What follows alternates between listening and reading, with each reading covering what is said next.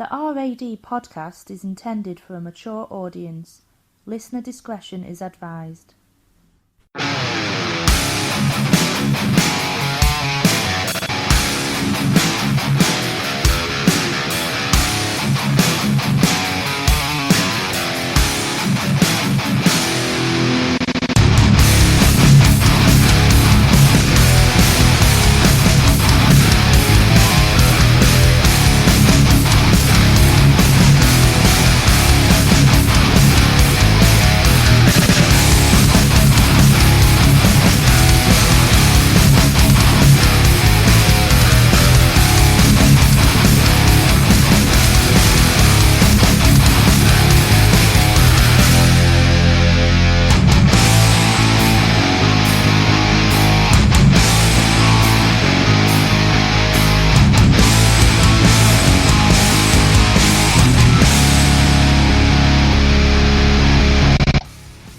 Hi and welcome to the RAD podcast, the first one of 2017.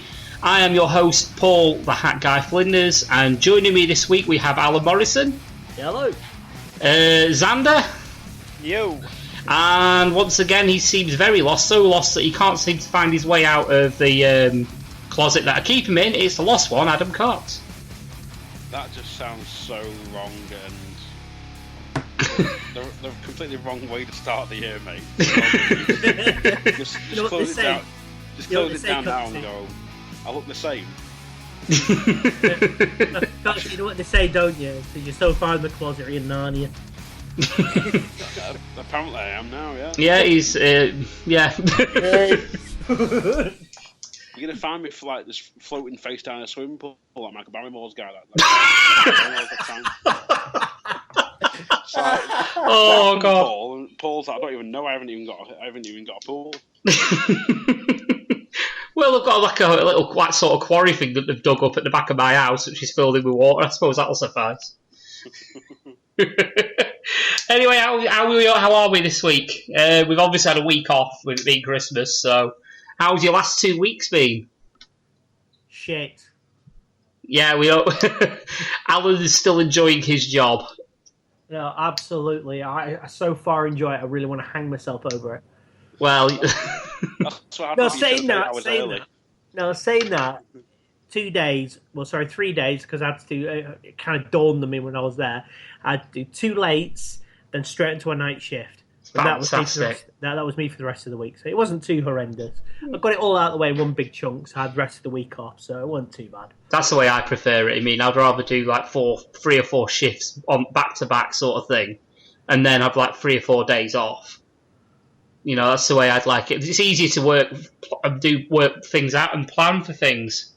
Yeah, exactly. This evening I just literally got back, went to cinema with my eldest, went to go and see the new Assassin's Creed film, but we'll talk about that later. Yeah.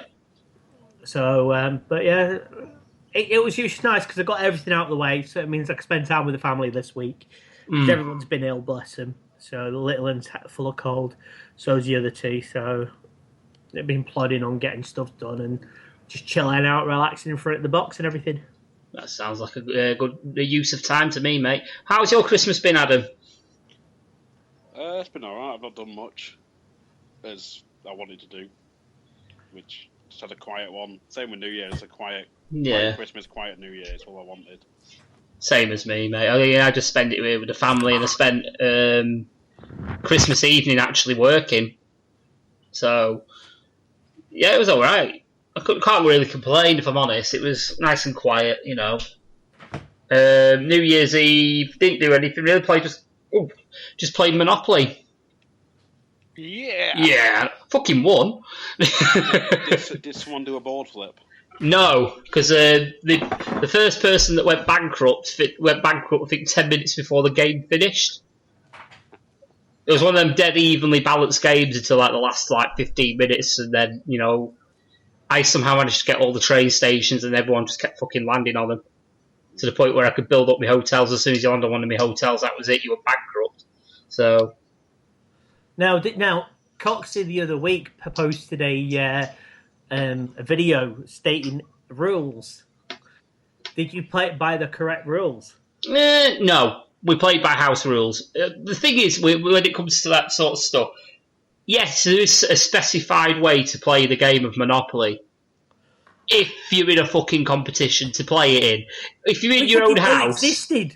Yeah, exactly. But if you're in your own house, who gives a fuck as long as everyone plays by the same rules? What rules did you play by? Just house rules. Like, you had to play... Oh, you had to build evenly on all your properties. You had to... you had to buy, obviously, all of the same colour group before you built. But the only way you could build is if you landed on one of that colour group. Instead of just like, I'm on the other side of the board, I'm going to build on a property that's on the other side of the board, if that makes sense. Yeah. Isn't that normal rules, mate? No, apparently you can build at any time. You can literally... Well, apart from that. Pretty much. We did the free parking as well, where all the fines that you pay off the cards and... Go into the centre, yeah. Yeah, pretty much. But other than that, it was pretty much bog standard. See, the best thing about it is when they were like talking about the rules and that, it was the bit where... everyone wanted to land in the prison because that's where you make your most money. Yeah, because you can't land on any fucker else. That is brilliant. Well, it is. But you think about it. If you're in jail, you can't move anywhere, can you? So you can't land on other people's rents. The only way they can get to you can't pay anybody's rent because you're not landing on anyone's property. But they're still landing on yours. Now, when we played the rules, if you was in jail, you didn't collect your rent.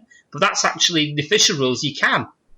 And it's an actual valid tactic. Well, I don't know how you can work a tactic on a fucking random dice roll, but apparently it's a valid tactic to try and aim to get into jail. It's actually, like, it makes sense when you think about it. Yeah, but normal. Well, I wouldn't say normal house rules, but the rule everyone plays, which fair enough, is once you're in jail, you can't do anything. You're stuck. Anyone lands in your building, it's a free square until they go off on their turn. And it was just like going, wow. So I was thinking to myself, that's brilliant. That's going to make Monopoly a lot better for me because somehow I always end up in jail. So I'm just thinking now, so if this is the official rules, I'm going to slap that out and they go, you can't do that. Well, bloody well can. There's the rules. Yeah, this is it. Well, what we did as well is I inherited from work because we were throwing a load of board games away because no one played with them, and I inherited the old Monopoly board game that was there. So I mixed the 1960s version of Monopoly in with a modern day version of Monopoly, and it's like double chance cards and double the community chest cards. At one point, I had 4 get out of jail free cards. When you say if you only have one, you're supposed to get rid of the others. No, I've never heard that. We just accumulated them. Yeah, fair enough. That's what we did anyway. It was only me that ever got them anyway, so that was null and void. But yeah, that's pretty much how I spent my New Year's Eve, basically playing Monopoly and drinking Jack Daniels and Coke. See, I was quite chuffed for my New Year's Eve. I sat there with my bottle of Gentleman Jack and just chilled out with Matt and played shit on the Xbox, the PS4, and just generally had a good old chinwag and everything. That sounds pretty fucking relaxed to me. It sounds pretty fucking awesome way to bring in 2017. What about you, Xander? What did you get up to, mate? Well, Christmas with kids. Yeah. That's pretty much the same. Yeah, mine pretty much the same, mate. Mine was pretty much the same. New Year, though, I just sat and played Final Fantasy 15 until we watched a movie. Not fucking wrong with that, mate. And then we just went out our front door and seen all the fireworks from Faircairn for their fireworks show for free. Fair enough. That's what we. That's the beauty of Blackpool, mate. As well, you can just stick your head out of any side of the house. You can stick your head out, and you normally will see fireworks of some sort of professional standard. A New Year's bonfire, whatever. Normally, if we come from the Pleasure Beach or Cricket Land or wherever. So, yeah, we do normally quite well for fireworks displays in Blackpool, and they don't tend to charge. Mind you, how can you charge for a firework display when you can see it from a fucking mile away? You know what I mean? It's in the fucking air. It's like my friend... Isn't that people just setting their cars on fire, though? My friend lives in Edinburgh, and she lives just off Princess Street, and her apartment sees all down Princess Street. So she's got you open her curtains, apparently you can see straight at the castle. And of course, Hogmanay Open Scotland, massive thing. And Edinburgh, they closed down Princess Street. It's like when the main drags through Edinburgh. And they close it down and have a big fuck-off party there. And apparently she just opened the curtains. She sat back with their Prosecco, whatever the fuck she drinks, and she was just watching the fireworks from the castle. I went, you jammy bitch. Yeah. People, they charge an absolute fortune to get for it. So it's like to get onto Princess Street, I think it's like 45, 50 quid a ticket. That's excluding drinks. You're not allowed to take your own drinks in there. You've got to buy your drinks there, and the prices are extortionate. Yeah, I can imagine. But anyway, shall we have a little kick off a little bit and say, shall we start off with a look back at 2016? Highlights and lowlights, basically. Highlights and lowlights. Can we just have that with borderline with like the celebrity deaths? Yeah, I was thinking maybe we could hang back from that, but that was pretty much fucking in vain, wasn't it? It was guaranteed. The most downer side thing of 2016 was basically if you was a celebrity, you may as well have gone into fucking hiding, especially if you have some sort of age above the age of 40. Whereas Bruce Forsyth seemed to did all right for himself. Yeah, this is it. He's just Who's that? Setting the tone. Also avoiding copyright. I don't know, the intro that I had for the last podcast, if I was going to get done for copyright, it would be there, so... Oh, God, I'm waiting for an email off Corey Taylor as we speak.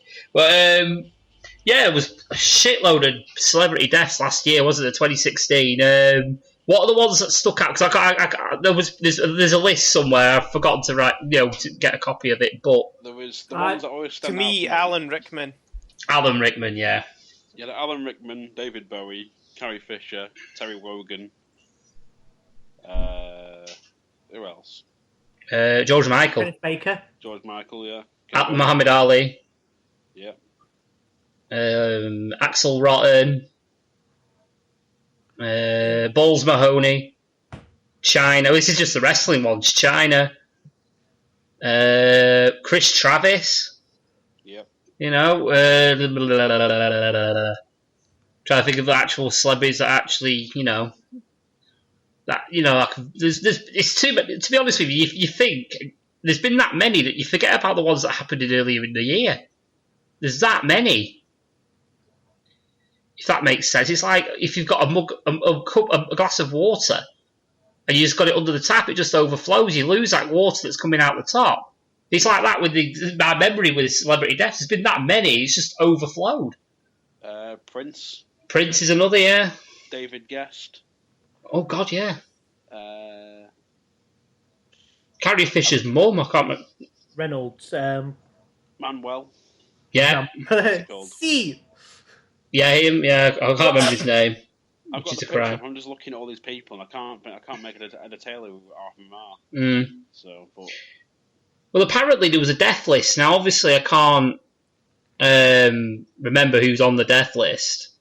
I saw the article on Facebook earlier before. They predicted that which 50 celebrities were going to die at the beginning of 2016, and they got 12 right. But they predicted this year that apparently Bruce Forsyth is going to croak. Yeah, Don't they predict that every year? He's just immortal, isn't he? He was an old man when I was born, for God's sake. This is true, though. He was knocking on, when he was presenting the Generation Game. And what's Bruce's he, 88 or something? Something like that. So that meant he was fucking, 58 when I was born. Give or take. What he's not telling you, he's actually 612. He's just mummified. To live forever. He's going to be one of these celebrities that is just going to outlive everything. He's not actually alive. He's just got electrodes in certain places where they just shock him, so it just spasms the muscle to make it look like he's alive. Every time he says did he do well, he was sat there. Well, he's an original Terminator. Yeah, he's the Terminator. Someone's just going to melt his face, just have a red glow where his eyes are. So who else is on? They've predicted that apparently the Queen's going to croak this year. She's not been well though recently. No. They said a heavy cold, but when you're that, how old is she? 90. A heavy cold's quite lethal for that person that age. Yeah, I mean, a slight breeze is lethal for someone that age. Yeah, yeah. You fart in the wrong direction, stood near an old person, you're probably likely to break their hip. Does that class as an assassination? What if you fart next to the Queen and she just drops dead? That sounds quite likely for you, Morrison. Yeah, well, what can I say? Fucking hell. I keep telling everyone I come with a warning sign. He farts and air raid sirens go off. But, warning, they contain the apocalypse. At least an Alan will get his own film, Killer Queen. The tagline will be, all I did was fart. There you go, that could be the quote, my quote. I'll meet the Queen and she dies. All I did was fart. Her last words were, "Oh, Philip," and she just drops like a sack of shit. No, the last. Fucking not Sprouts again. Last words would be "kill Philip." Not kill Philip. Kill Charles. Oh god! The last words was "I killed Diana." Too far, mate. Too far. Yeah, but it's probably true. It's probably it. Probably half the shit that you think's, probably conspiracy is probably fucking true. Oh god. Anything else that happened in 2016 other than obviously death? Brexit. Brexit, yeah. Talking about death. Brexit. Yay. I'm still in the camp of suck it and see. I really am. I don't think the financial fallout's been as bad as a lot of people were fearing so far. It's not good, don't get me wrong, but it's not been as bad as what people was fearing. To a point where you was going to have to take £500 into a shop and get a fucking loaf of bread. Nothing like that. People made it sound like we're going to be some sort of third world country, that Africa would be getting adverts of you need to help these UK citizens get clean water because it's too expensive for them. This is it. This is Alan. For just £5 a month, you can help him sew up his Star Wars jumper.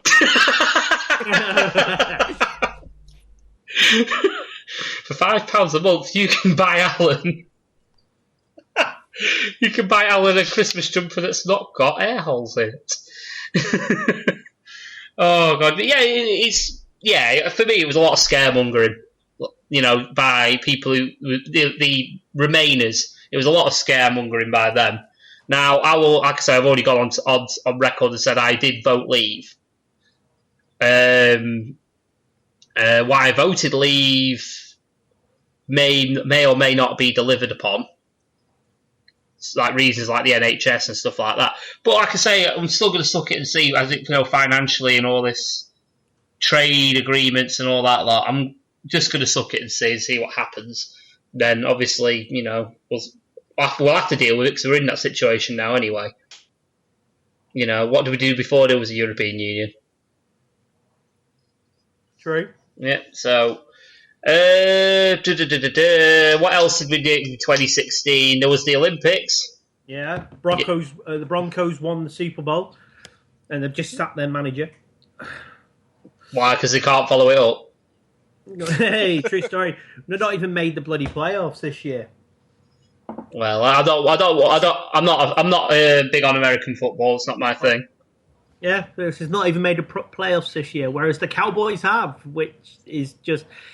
I put it in the terms of the Premiership. They're like Leicester. Come out of nowhere, they're absolutely shit, and all of a sudden they're winning games to the point where they've won the championship of the SFC, which is the Sun Football League. Aye. And now they're seeded number one in the playoffs for the Super Bowl. What the fuck? It's one of them, isn't it? No one likes the Cowboys. How the fuck have they done this? Well, it started, the competition, obviously, for they play the game, the tournament, league, whatever it is, to get into the Super Bowl, started in 2016. 2016 was the year of the underdog. Yeah, Leicester's won Premiership. This is it. There was other stuff as well. Minnows doing well. It was not just, like I say, the Premier League. mean, you had Iceland blitzing everybody in the Euros. Yeah. And Wales as well, for that matter. Wasn't that the World Cup, not the Euros? Well, they got to the semis of the Euros, mate. Wales. I thought it was World Cup this year. No, Euros this year, mate. Was it? Yeah. Oh, well. Yeah, they got to the semis, didn't they? Yeah. Football. Yeah, you're not a football person. I'm not really. I do keep an eye on Blackpool, but yeah, that's just more because it's like a fucking car crash at the minute. And because you can see it from your window. That, and I can see the ground from my living room window. So, but funny enough, right? You can see the ground from my living room window. You can't hear any fucking noise on a match day. I wonder why. There's no fucker there. There's no fucker there. Exactly it. Just trying to think if there's any other notable things that happened in 2016. It was just basically... WrestleBox. WrestleBox happened and died.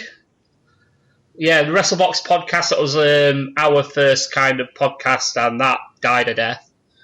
I think I put that down to part of the reason why I'm not massively into me wrestling anymore. Just because of the amount of work that was involved around wrestling to do that one podcast. I mean, this is why I started. I did want to do a podcast, which is why I came up with the idea of the RAD podcast. But basing a podcast on one particular topic is a lot of work, rather than what we do now, which is a very broad sort of like area of like interest. We can talk about anything what's in our minds, basically. Whereas, like I say, on the WrestleBox, it was wrestling, then followed by a bit more wrestling, with a little bit more wrestling. And it's a lot of work, because when you think about it, you have to watch the 3 hours of Raw, you'd have to watch the 3 hours of SmackDown now, if you including Talking Smack. You'll have to watch NXT, you have to watch now 205 Live, and now you'd also have to watch the UK show that's going to be coming out weekly. Plus, that's not including TNA and New Japan and ROH. Basically, you'd be doing nothing but watching wrestling all week. Considering they had Wrestle Kingdom 11, it was this morning. Yeah, it was this morning, which the UK. Yeah, I've been trying to watch that somehow at some point. But yeah, that's why I stopped it, because it was just too much work. It made me resent wrestling in a way. It really did, because I just associated it with, I've got to watch this because I've got to do my podcast. And I thought, no, fuck that. It's just making me dislike wrestling. So I thought, no, it's taking the shine off something that I enjoyed. So I just had to stop doing it. Obviously, as I say, I still wanted to do a podcast, and I wanted a place to start, start my creative side, because I can't draw, I can't write stories, I'm not any good particular to any sport. I'm not a bit like you, Coxy, but I can use me gob. Why does it sound familiar? Yeah, I'm very similar to yourself. I can't add or read or write or drive on Forza, Xander. or drive. So I'll use what I can use best. This is going to sound bad in Blackpool, but use my mouth. So you get yourself a deeper hole there, mate. You're about 3 foot short of a 6 foot grave here.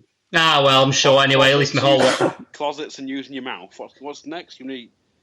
I don't. I'm only a short ass. I only need a shallow grave anyway. But yeah, WrestleBox died, and then from the ashes came the RAD podcast. I do feel this is a lot more fun to do, and I do feel I've had a little bit more success with it. So long may it continue. And Lost Start of Podcasting started this year, and had a lot more success than we have. But all credit. It's a good listen, and I do look forward to it every single time it's out, buddy. I really do. Thank you. Which is why I've given it 3 votes on that one, and I do intend on that competition, and I do intend to vote some more. Why don't you give it a quick plug, Adam, while we're talking about it? Which one? The competition that you've entered. The competition, yeah. Yes. On monkeysfightingrobots.com, I think is the address. Yeah. Monkeysfightingrobots.com, yes, that's what it is. Yeah. There's the Amateur Podcast Championships for 2016. The winner's getting announced in the halftime show of Lady Gaga's portion of the halftime show.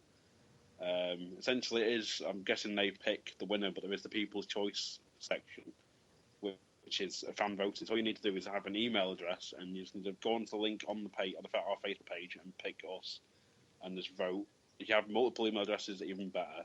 Yeah. But we need to get the word out there that we can make an impact, sort of thing. So fingers crossed we can. Well, the thing is as well, it's not only that, you get basically free advertising for a year, don't you? And that's if you win the overall. Oh, I see. If you win the overall award, you get free advertising for a year, but they've not announced what you actually win for the People's Choice yet. But I think because of the amount of entries they've had and stuff, like, well, we can't not do a People's Choice. So I was contemplating entering it, but I thought I'll give it another year just to, practice my craft a bit. Because obviously your podcast has been going since April, hasn't it, pretty much? Yeah. So you've had nearly a year to get what you're doing down, whereas I'm still kind of, slapping the keyboard a bit with my fists and hoping it works. So, I want to practice a bit more before I do enter something like that, because I do feel we're a little bit rough around the edges. It's just a learning process at the minute. You're lucky too. This is it. So, but yeah, get voting, create new emails and vote again. Let's get him to win that People's Choice Award, because he fucking deserves it. So, yeah. We were talking about wrestling before anyway, about, what the WrestleBox podcast and how we got, watching wrestling. And any of you guys watched the World of Sport Wrestling reboot on ITV? I've watched about an hour and a half of it. That's nearly all of it then. Yeah, I just missed the end because we were having tea, and so I have got it recorded to watch back. I know the results anyway, so... Yeah, so you're not really getting spoiled by anything, so we can talk about it freely then. Yeah. Good. What about you, Alan? Have you seen it? No. And I'm assuming Xander hasn't. Nope. Oh, well, looks like it's me and you, Adam. What did you make of it? I'm inclined to agree with a few people where they've all said, feels too much like Gladiators. Yes, it's very TV friendly. Very TV friendly and sort of very... Saturday night TV friendly, actually, yeah. I'd say. It also, a lot of the booking was very, very Butlins. Very glitz and glamour. Yes. I don't know who was the booker for. I don't think it wasn't Brian Dixon as the booker, because I know even though he does the camps and that, it wasn't Brian Dixon, so I don't know who was the booker. Well, Alex Shane's a booker as well, isn't he? Has he had anything to do with it? I'm guessing it probably was Alex Shane because he was commentating as well. I'm guessing he had a hand in it. I would have thought so, at least. Or maybe JR may have had a little bit of maybe creative. Obviously, he wouldn't have had a final say on it, but unless he was just there literally just to read off the notes, which he blatantly did a one shot. Oh God. Yeah. But overall, I thought there wasn't a bad match. There was not one bad match. Maybe with the exception of the main event. But other than that, I think every single match was pretty solid and did what it was meant to do on the did everything it said on the tin. Which I don't understand the logic they had though of doing a title match as the first match. It's like why are these two guys fighting for the belt? Like, we don't know who Dave Mastiff is. But you're a new fan going into it. It's like, right, I don't know who Dave Mastiff is. I don't know. I sort of know who Grado is. Maybe know who Grado is, but it's like why am I inclined to care about these two guys? I think they were trying to put a bit of. Look, this is what the guys are fighting for at the very beginning of the show. But the thing is, like you say, wouldn't it make more sense to have a tournament and say, look, have come out at the beginning of the show, say, this is the championship, present it, and then start a tournament? Yeah. That's the way to do it. But part of it going like later into it with like the whole, when they were like doing the whole throwbacks and stuff, showing the old clips. Yeah. It's like, right, they're trying to market Grado as Big Daddy. Yes. No, Grado's fucking Grado. End of the day. He's not a diet Big Daddy. Well, no, but I mean, like, the way they sort of... about how popular Big Daddy was and that, and it's like, because of Grado, well, it's yourself thing. It seemed like they were trying to, as if they were trying to sort of set it up as if it's like another oh, this guy's Big Daddy, but then this guy's quite big, so he's going to be like the giant haystack. Yeah, it's exactly how it was. Fucking right, that's exactly how they was building it. You know, they were like comparing Ligero to some reason for Kendo Nagasaki for no apparent reason, just for the fact he had a mask. But yeah, I mean, match quality wise, what did you make of it? It wasn't bad. It was just like the backstage segments where like doing the interviews, and it's like, oh god, that was very campy. It was extremely campy. They showed Jim Ross reading off his scripts. Yeah, that wasn't great. Camera, but then they kept panning into the crowd, like showing the old kid here and there. But then you're seeing the guys who are obviously workers who got free tickets to go down. Yeah, we saw Tozan there. Tozan was there. I saw Chris Brooker at one point sat in the audience. God. Yeah. So yeah, it was like a case of sort of spot the worker, if anything. Yeah, it was a bit of spot the worker bingo going on. Did you see the guy that showed off his warrior tattoo as well? I didn't, but I heard about it. Yeah, he looked like he'd sniffed a bit too much or something before he went in. He just looked like he'd just fight, Hulk smash, lift up t-shirt to the camera. Yeah, he did look a bit of a dickhead. Sounds shit. But, you know, give it a try, Alan, trust me. Just give it a try. You know, What, Viper coming out with a snake, what did you think of that? She said she always wanted to do that. Yeah. There wasn't really much need for it, though. It's like, no. She's called Viper. We need a reason for her to be called Viper, so fucking she's going to come out with a snake. Well, she's not going to come out with an F-14 Tomcat, is she? It's ITV, so they may have put the budget in for it. Yeah. If they can get the manufacturer of the plane on TV, they might get it paid for product placement. Alex Shane will just like blag it to get it free. Did I say that out loud? Whoops. not that it's in a certain Holy Grail book or anything, you know, like the one that's not the Bible, but there we go. What she could do is she could come out with Tom Skerritt, the guy who played Viper in Top Gun, with his full helmet on. Because they're doing a new film, aren't they? They're doing Top Gun 2, which is supposed to be released in 2020. They're supposed to be doing it for years. Oh, no, it's been announced. The plot's been written. Got all the original cast back. Although the girl who played, what's her name? The female lead. I can never remember her fucking name. What's her name? I'm going to have to Google this. She looks rough as a badger's ass. It's like going, really? You want to get Tom Cruise still hitting on that? Are you sure? Oh, God. I'm going to find it. Kelly McGillis is her name. She plays Charlie.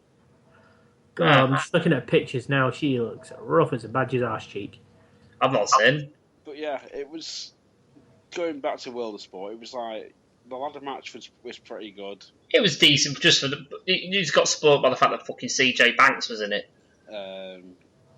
You had like the whole thing of like... Shah Samuel seemed to play quite a bit of a role in it, like, especially with advertising it and stuff as well, because they went on This Morning, didn't they? Yeah, they did this. Well, he recorded one of the disclaimers as well, didn't they? Yeah. Please don't try this at home. It was like, I think you or someone else said it, about how it's... it was like they kept putting up the thing of like, these are trained professionals, and the stunts, you shouldn't perform the stunts you see in this show, and it's like... It's not fucking Jackass or something. I know. Why do they keep saying stunts? Yeah, it's not stunts. It said, please don't try these moves at home. That would make more fucking sense. No, don't make them look like stuntmen. Because they're not. Well, they are, but they're not. That makes sense. Yeah. You know, when you're jumping off a ladder, it's hard to not call somebody a fucking stuntman. But at the end of the day, it's taking away the believability of it. If wrestling is half storytelling and half how believability of it, and lube and baby oil. But if you take the believability of it out of it, if you call it stunts, because a stunt implies that somebody isn't getting hurt. You know, do you know what I mean?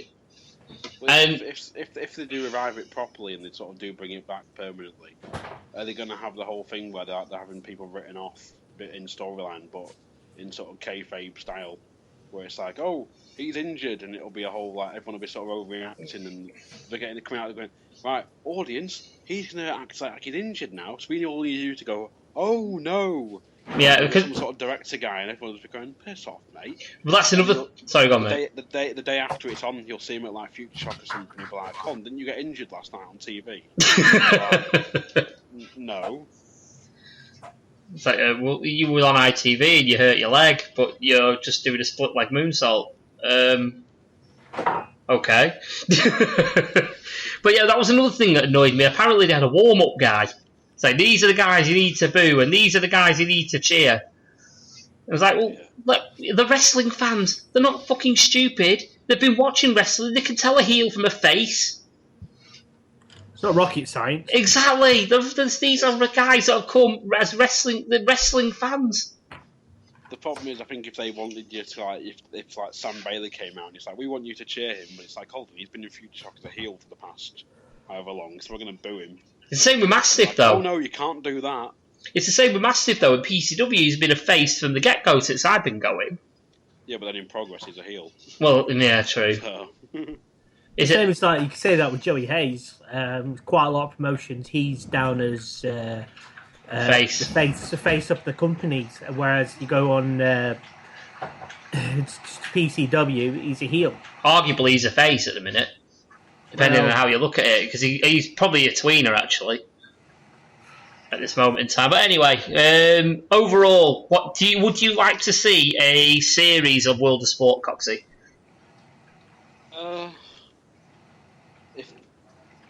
Not really, no. It's like, if it doesn't need to. They need to make it less like Bloody Gladiators. Yes. And sort of, yeah, less glitz and glamour and just more.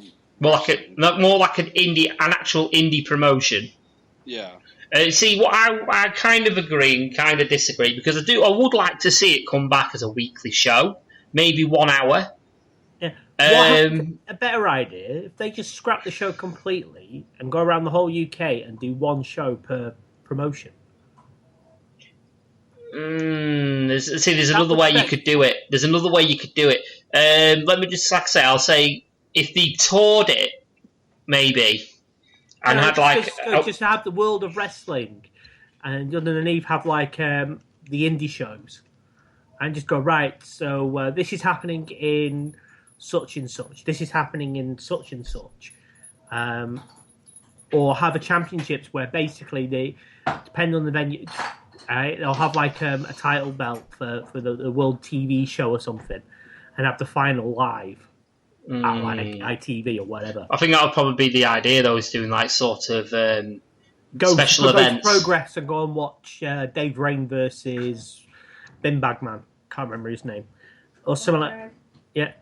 Cheers Cyanide, as the wife says. Or go to Alpha Omega, have Bubblegum versus Hunter.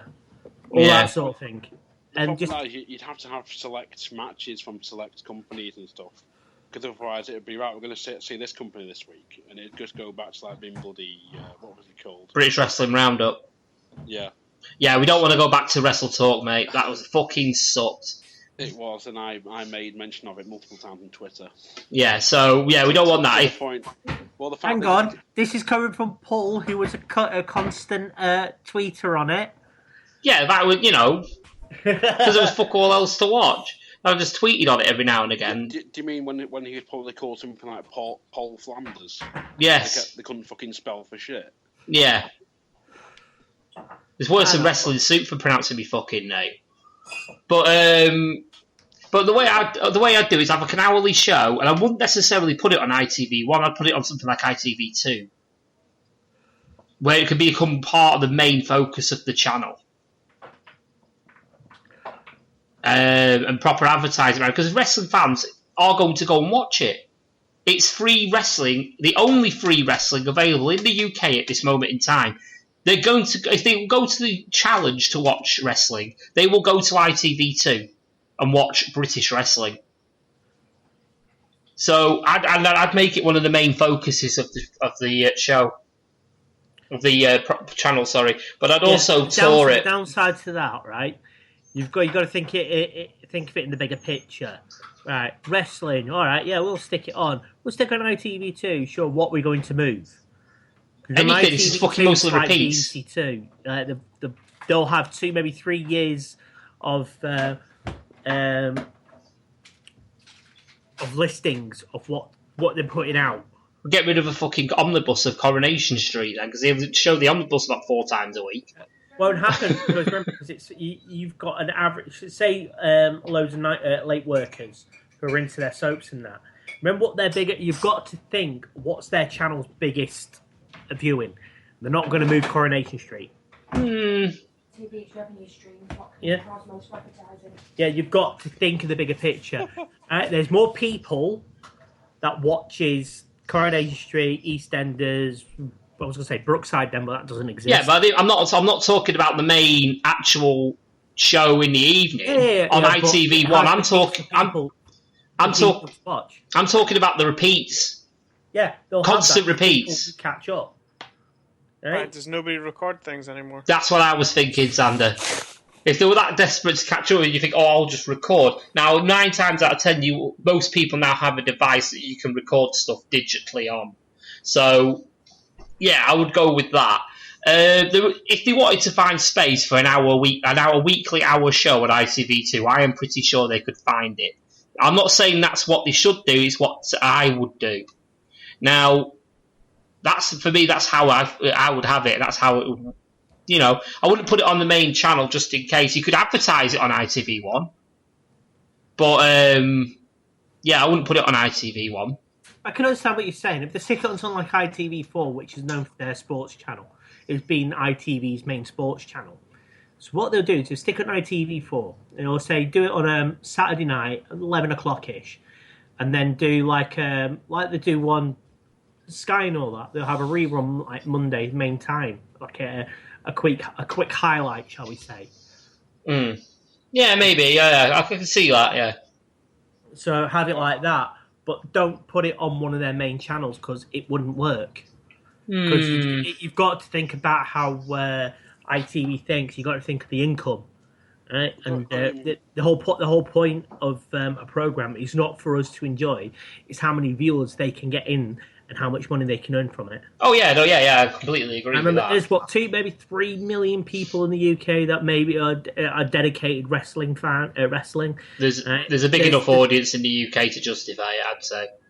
I don't think there is compared to like something like Coronation Street. If that wasn't the case, mate, WWE wouldn't set up a promotion of them of their own here. No, they're setting up here because everyone keeps whinging about it. Everyone's setting up here because they're shitting themselves because of ITV. They're shitting themselves because ITV are signing wrestlers to contracts. What culture are signing wrestlers to contracts? WWE have realised they've got, oh shit, we better get on that or we're going to lose potential talent. So they've set up basically a feeder promotion in the UK to look at, to basically lock British talent in so they can look at them. And then if they feel they're good enough, do you think they're going to keep them in the UK? No, they'll move them over to America, put them in NXT and train them there. Yeah, I see what you mean, but you've just got to think of it in the bigger picture and how they're going to earn money out of it. No, at the minute, the UK scene is the biggest it's been since the 80s. There is a fan base, and if there's enough of a core audience in the UK to justify a full-time British wrestling show in the UK. Yeah, but there's a fan base for competitive knitting, but you don't see that advertised. Yeah. Yeah. We'll have to agree to disagree on that one because I'm going to move on. Well, but just before we move on, I was going to say the way I always envisioned they'd do it, they brought it back, was to have like some sort of grand hall, some sort of old style hall looking place, or like the place like the Emperor's Ballroom. Something grand, yeah, something grand. Have something looking like it's come straight out of the 70s or 80s, where it's people surrounding the ring. You have the old mic comes down from the ceiling, guy in a tuxedo doing the ring announcing. These big guys coming out through the crowd and having it almost like a bit territorial, if anything. Yeah. And having the sort of possibly the old World of Sport style rules and things like that. I think they should have if they're going to do it if they're going to bring it back weekly, I think that should be a division of its own. Well, World of Sport rules. Going back to it though, if you remember in I think 1999, 2000ish, ITV2 at one point actually showed the Heroes of Wrestling pay-per-view, which is the notoriously awful show with the infamous Jake Roberts. So you play 21, I'll play 22, and where he's pretty much off his tits, and the incredibly shocking show. Showed that. They showed the Gary Steele documentary about him going for the NWA belt in America. And there was like a whole thing of like wrestling stuff on in like one Saturday night or something. Because I just remember sitting there watching. I was like, right, there's 4 or 5 hours of wrestling here, and it's like I'm about 12, so I'm not going anywhere. I'm just sitting and watch wrestling all night. Yeah, as you do, mate. As you do. Guys, from good old was it the TNT channel with WCW? That was good back in the day. But yeah, you sort of. If anything, they should sort of partially go territorial with it and have, right, we've got Scotland, Wales, England and Ireland, and have some sort of like the British Championship and make a whole deal of it. Fucking here, mate. We've got Scotland versus Wales, and we've got a Scottish invasion, and the Brits are trying to take their title back and things like that. And then you bring the occasional American in just to liven things up a bit and get more viewers. Yeah, get the odd import, to say. Yeah, that works for me, mate. That works. I'd go with that. I'll buy into that. Yeah, massively so. And on that note, then we'll move on. Just before we have a break, I figured I found a new beverage. Yes, Adam already knows about this. I posted a picture of it on the group if you've not already seen. But if everyone casts their minds back, I remember trying a drink became infamous with the podcast called Mega Malt. Now, I thought to myself, I'll never, ever, ever, ever, ever find another drink as possibly repulsive as that. Now, Mega Malt's well nice. That's your opinion. It was fucking disgusting. Adam Cox agrees with me here on that one, I think. I sat on a full train and had a sip, and I was sat there writhing in agony. Yes. Deciding I'd made such a poor choice. Yes. Now the hen party opposite didn't look too impressed. No. We're not. He's not joking. There was an actual hen party looking over, like, what the flying fuck are these two doing? But I found this. It's black pink mega by a company called Big Bear. It's called Black Pink Malt. It's made in Germany apparently. So it's none of that Caribbean stuff that I tried last time. Aloe vera and tropical fruits flavour. Non-alcoholic. So it's Unfortunately, I've got six of the fuckers because they only sold them in multi-packs. So if you don't like them, you can always take them home to me. I might actually do that. I might let everyone have one. Adam's like, fuck no. But the ingredients, as it says on here at the minute, is water, sugar, malt, citric acid, aloe vera natural flavour, and tropical fruits. That is it. I didn't know you could drink aloe vera. Consume it at all.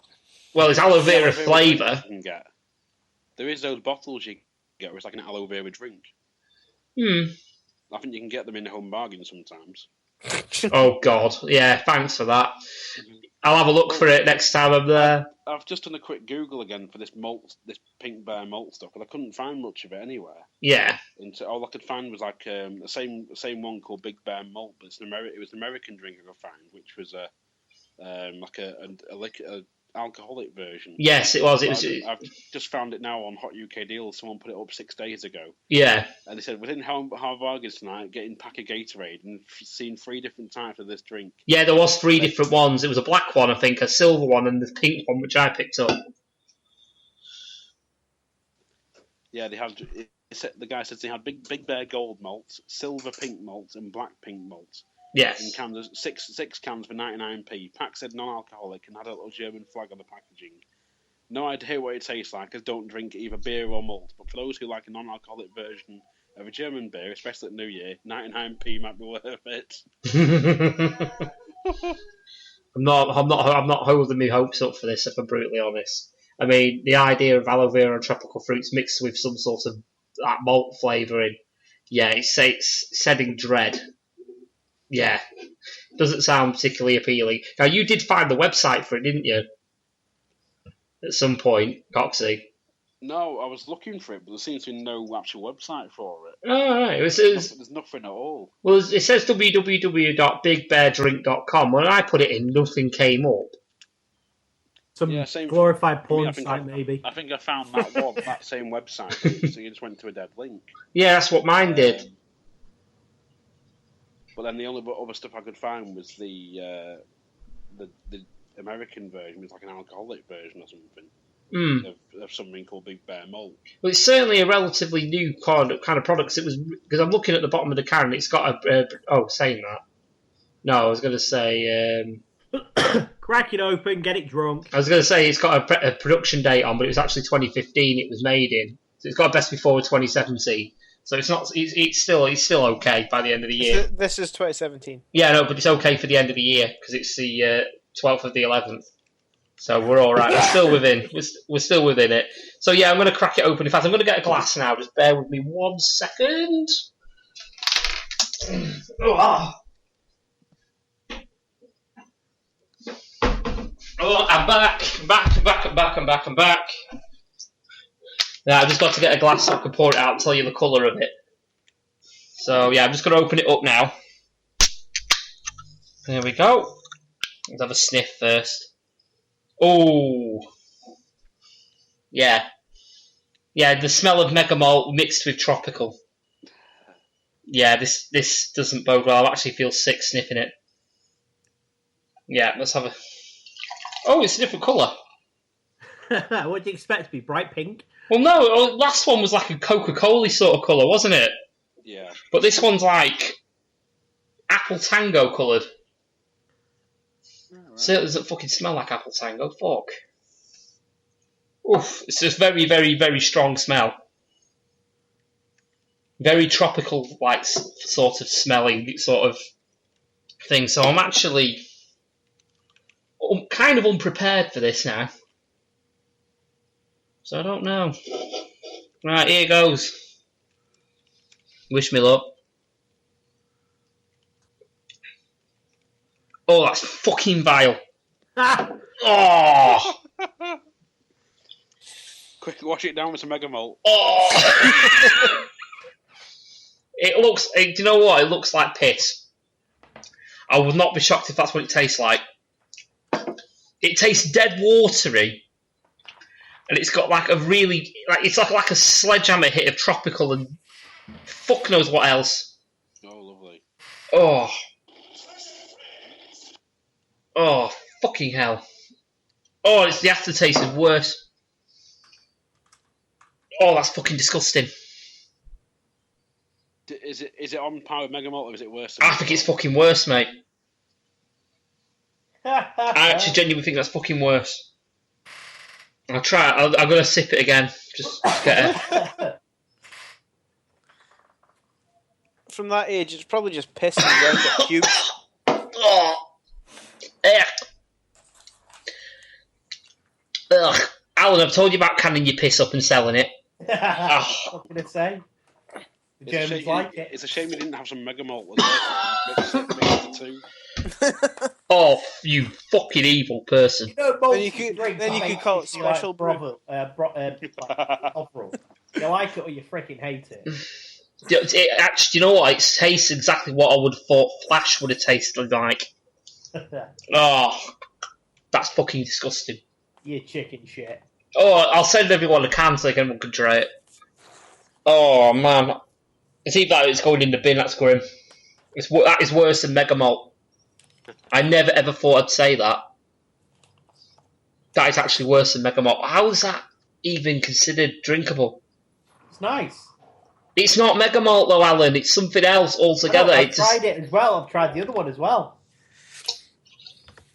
Where are the videos of these, Alan? That should be on the RAD YouTube channel. Yes, I want to see. I want to see a video of you trying this can. Nudge, wink, shameless plug. Yes, Alan. Yeah, you just dropped yourself in it, mate. I want to see a video of you drinking said drink now. Yeah, all right. I'll come around tomorrow. I'll pick up a can from yours, and I'll go around and do a YouTube video. Yes, you can actually do that. Oh man. So I don't mind it. Oh. Oh, man. Right, on that note, we're going to go for a quick break so I can bleach my mouth. We'll be back after these messages. Oh, for fuck's sake. Hi, I'm Coxy, better known as the host of the Lost Art of Podcasting. We cover reviews, opinions, listener-submitted topics, even interview special guests with our own odd sense of humour thrown in. You can listen to us on Spreaker, Stitcher, iTunes, YouTube, even Castbox, whatever that is. For more information, find us on Facebook by searching Lost Art of Podcasting. Follow us on Twitter at Lost Art Podcast. So join us, shall you? And now it's back to Paul and the guys for some random ass discussion. Don't forget to support us on Facebook by going to www.facebook.com/UKRAD podcast. You can also follow us on Twitter at UKRAD podcast. And you can also find us at Spreaker on www.spreaker.com/RAD podcast. And now we are on iTunes. So just search for us on iTunes and we'll appear. You can find the Lost Art of Podcasting also on iTunes, but you can also support them by going to www.facebook.com/Lost Art of Podcasting, and you can also follow them on Twitter at Lost Art Podcast. They also have a spin-off show called The Lost Art of Wrestling, and you can support them at www.facebook.com/Lost Art of Wrestling. You can also follow our friends at Mystery Island by going to www.facebook.com/back2 the island, and you can also follow the sponsor of the PCW Prediction League by Avant-Garde Security, and you can find them at www.avantgarde-security.co.uk. They specialise in static security, shop security, and home and business CCTV. So if your business needs a little bit of beefing up in the security, or you just want to make your home a little bit safer, please go over to www.avantgarde-security.co.uk. Now it's back to the RAD podcast. You done fucked up now! Hi, I'm recording this in post-production because my laptop decided it didn't want to record me in sync with everybody else. So for the next, say about 50 minutes, I'm going to be a bit out of sync with the rest of the guys. Now, there's a lot of decent conversation not involving me, which isn't really ruined. So I've decided to keep this in, but just with the disclaimer here that the quality is not going to be as good as the usual quality we normally have. So hopefully it doesn't take away from your enjoyment of the podcast too much. I will try and get to the bottom of the problem so we don't have it again. So here, enjoy the rest of the podcast, and yeah, just review us on iTunes and hopefully, take this into account. This is not our usual standard. We usually have a lot higher, and yeah, give us 5 stars. We need some notoriety. Back to Lost Art. Oh, sorry, not Lost Art. See, I need to go put on a You Done Fucked Up again. The Random Ass Discussion Podcast. You done fucked up now! Hi, and welcome back to the RAD podcast. Pardon me, I'm burping. That's a good start. I'll start off with a topic from Coxy, I think.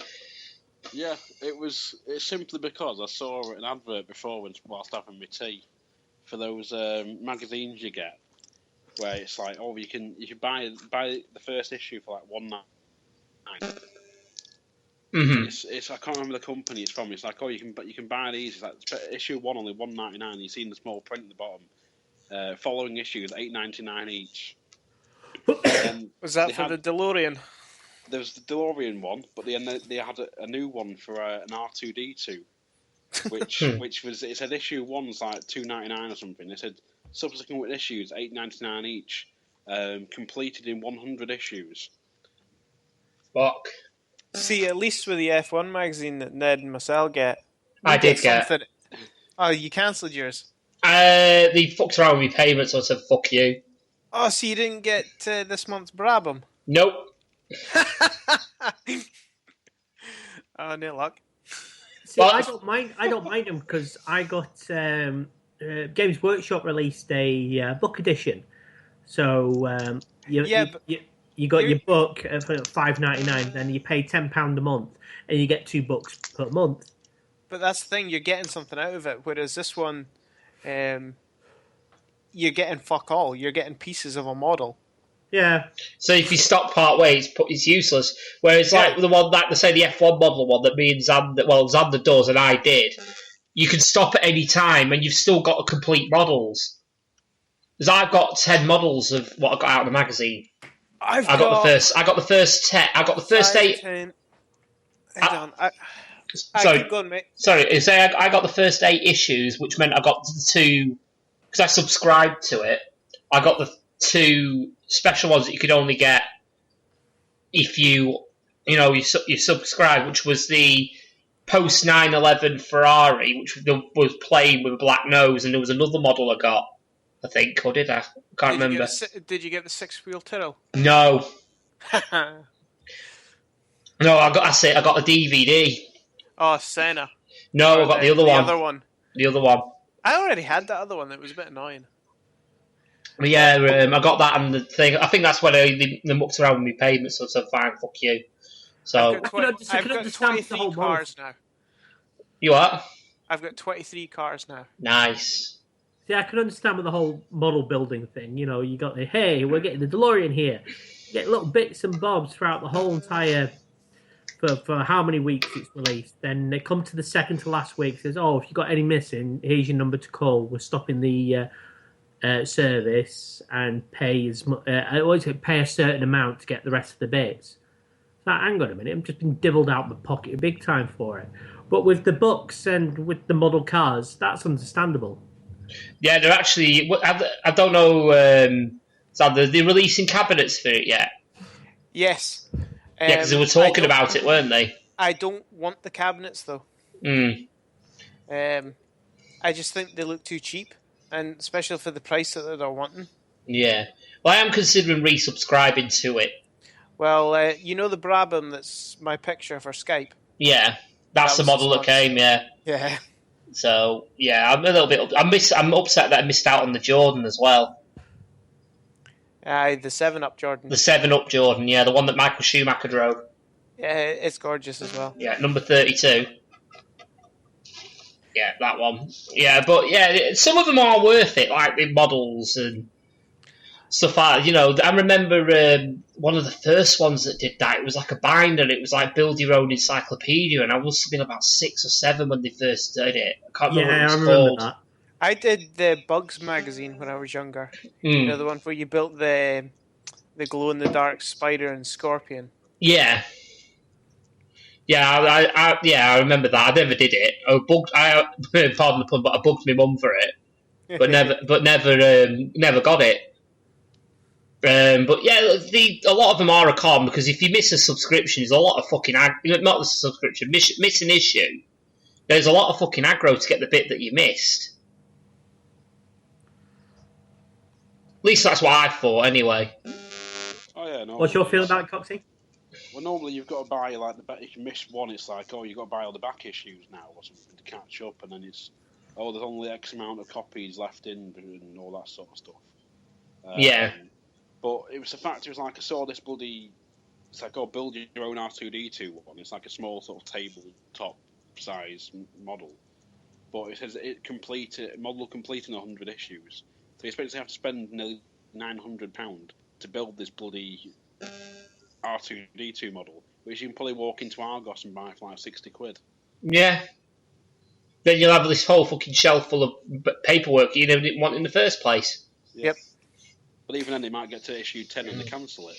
True that. I mean, this is one thing about the F1 thing as well, because it does have a pretty good magazine that comes with it. Yeah, it is pretty damn decent. Yeah, because you get like what they're doing with every single issue, because there's 60 models and 60 issues, isn't there, they're doing? Yeah. And for every model, they tell you about a whole year in the championship, plus they highlight a racetrack, a team, all sorts. And in they every go into single technical issue. details of the car that you've got as well. Yeah, so it is actually worthwhile getting the magazine and keeping hold of it. So it is actually quite good, especially if you just want like a year-by-year history of the championship. But at the same time, it doesn't actually matter as well if you miss one. So it's one of the better ones, I think, the F1. But as a rule, they do tend to be shit. And pricey as hell. Yeah. I'm not happy with a fucking £10 a fortnight for the F1 magazine. That's cheaper than the models that you pay for, though. Exactly. So it's still cheaper. So it works out once if you're actually an avid model collector. It actually works out that if you get this, so if you subscribe and pay £20 a month, it's actually cheaper than going on eBay and finding the models that you're after. Yeah, it's the same as with the books. Games Workshop, their books average between $7.99 and up to £15. So you always got that bracket, and you're getting $10.99. You pay £10 a month, you get 2 books, you get 2 issues, and they all create a massive issue. So all the Games Workshop books that have been written since the time before, all that jazz. So there's books there which I've already have. So I've given all like my older books to my eldest lad, because he reads them, and my nephew. And I've given myself my books. And I've given my books, kept my books to myself, because they all make one big, massive book thing with a picture on the front. So it's quite good that. The only problem with it is they give it in random order. You don't get 1, 2, 3, 4, 5, 6. Yeah, you get one month you're getting 13 and say 22. The next month you're getting 3, then 54. That would drive me nuts. It does drive me absolutely bonkers. So instead of me sticking them up on the wall, on my shelves and that, I've got them piled up so I've got all the books. Then I'll stick them up, because there's no point. It's like they're already giving you what you call them, bookends to put them up, and it's like, well, why? Why don't you give that to the last issue so you can put them up there and then, not like right at the beginning? Stupid. And silence. But yeah, as a rule, they tend to be shit. I will be honest. There's the odd one, like the Warhammer one, even though they do the books out of sequence, and the F1 models, which again are slightly out of sequence because you're not getting them from like 1950 all the way up. You're getting random ones here and there. Yeah, you get random years. Yeah. The one thing I am glad about, I'm glad about getting the subscription was I did manage to get Senna's first ever race car, the Tolman. The F1 car, sorry. The Tolman, I managed to get that, which I've been after for years. So I'm quite happy with that. But, I think, as a general rule, the ones like build your own encyclopedia or, get the R2-D2, Death Star, whatever the flying fuck you're building, they do tend to be a fucking rip-off. But so every now and again, you do get the odd good one. Bit like anything, really. If I'm honest. You get the odd good one, but it's like you get ones of like, it's like, oh, you get this issue, and you can learn all about this, but it's like, well, you've got thingy in anyway. You can like you can find easily or whatever. You can find like stuff online, info online, and stuff like, and you can probably find, no doubt, you can probably just buy a model cheaper than you're paying to thing it out for, because I have heard of these things before where it has they've like cancelled it at bloody got to like issue whatever issue, like 10 from the last issue, and they've just gone and cancelled it. Yeah, that would suck balls if you're building a model and they cancel it. It's not unknown though. Oh yeah, it's not unknown. It's been done quite a few times. I mean, there's only so many magazines that W.H. Smith can fucking handle, but that's why I ended up subscribing. Yeah, I'm gonna. That was after a discussion with you as well, mind. Yeah, I did discuss it with you, and I said I was subscribing, and I did subscribe. But the only reason I'm still not subscribed is because they fucked my payment up in September, October. So I fucked it off, and kind of wish I didn't, but kind of not bothered at the same time, because I know for a fact I could just jump in, and I'll be all right. Okay, I missed X amount of weeks. an X amount of models, but it doesn't matter too much because it's not like in sequence. There's been a lot of nice ones, but since you subscribed, the reason I asked about the 6-wheel Tyrrell, you should have got it. I didn't. Because that was part of the subscription bonus. Yeah, I missed out on that because that's the week it fucked up on. They fucked up on it and then had to recall the ones that they'd already sent out. Luckily, I didn't get mine. A They've few of sent them out just not long ago. Yeah, what was wrong with them? They'd got the wrong spelling. Oh, right, yeah. Some of them had claimed with stickers upside down. Do you know what you should have done? Kept the fucking thing, because it would have been worth a fortune. I didn't get one of the originals. But it would have been worth a fortune. Oh, yeah. So I would have kept it. Anyway, we'll move on. Speaking of costing a fortune, the government expects, well, from what I heard on the news the other day, that the government is now expecting fucking families to spend a fortune on healthy breakfasts and stuff like that. Because apparently kids are starting, according to this bullshit research that I think, kids are getting half the sugar intake in the breakfast every day. What's wrong with Weetabix or shredded wheat? Oh yeah, don't get me wrong, yeah, there's that, but they're saying it's a bad thing. My boys have a bowl of hot Weetabix in the morning. And by hot Weetabix, it's just Weetabix, hot water, and then milk, and then you mix it up, and it goes into a consistency of porridge. Well, it gives them a nice warm breakfast in their stomach, you see. Coxy's going, oh no. You don't put hot water on fucking Weetabix. It's a good hot breakfast for kids, mate. Yeah, That's what microwave's for. I don't have a microwave. Invest in one. I don't like them. Milk pan. And honestly, if I was making porridge, I would do it the proper Scottish way in a pot. Yeah, do it in a milk pan. Do that. Yeah, but my middle child, he's 5 and he just doesn't like porridge. I'll get the ball. Now make him learn.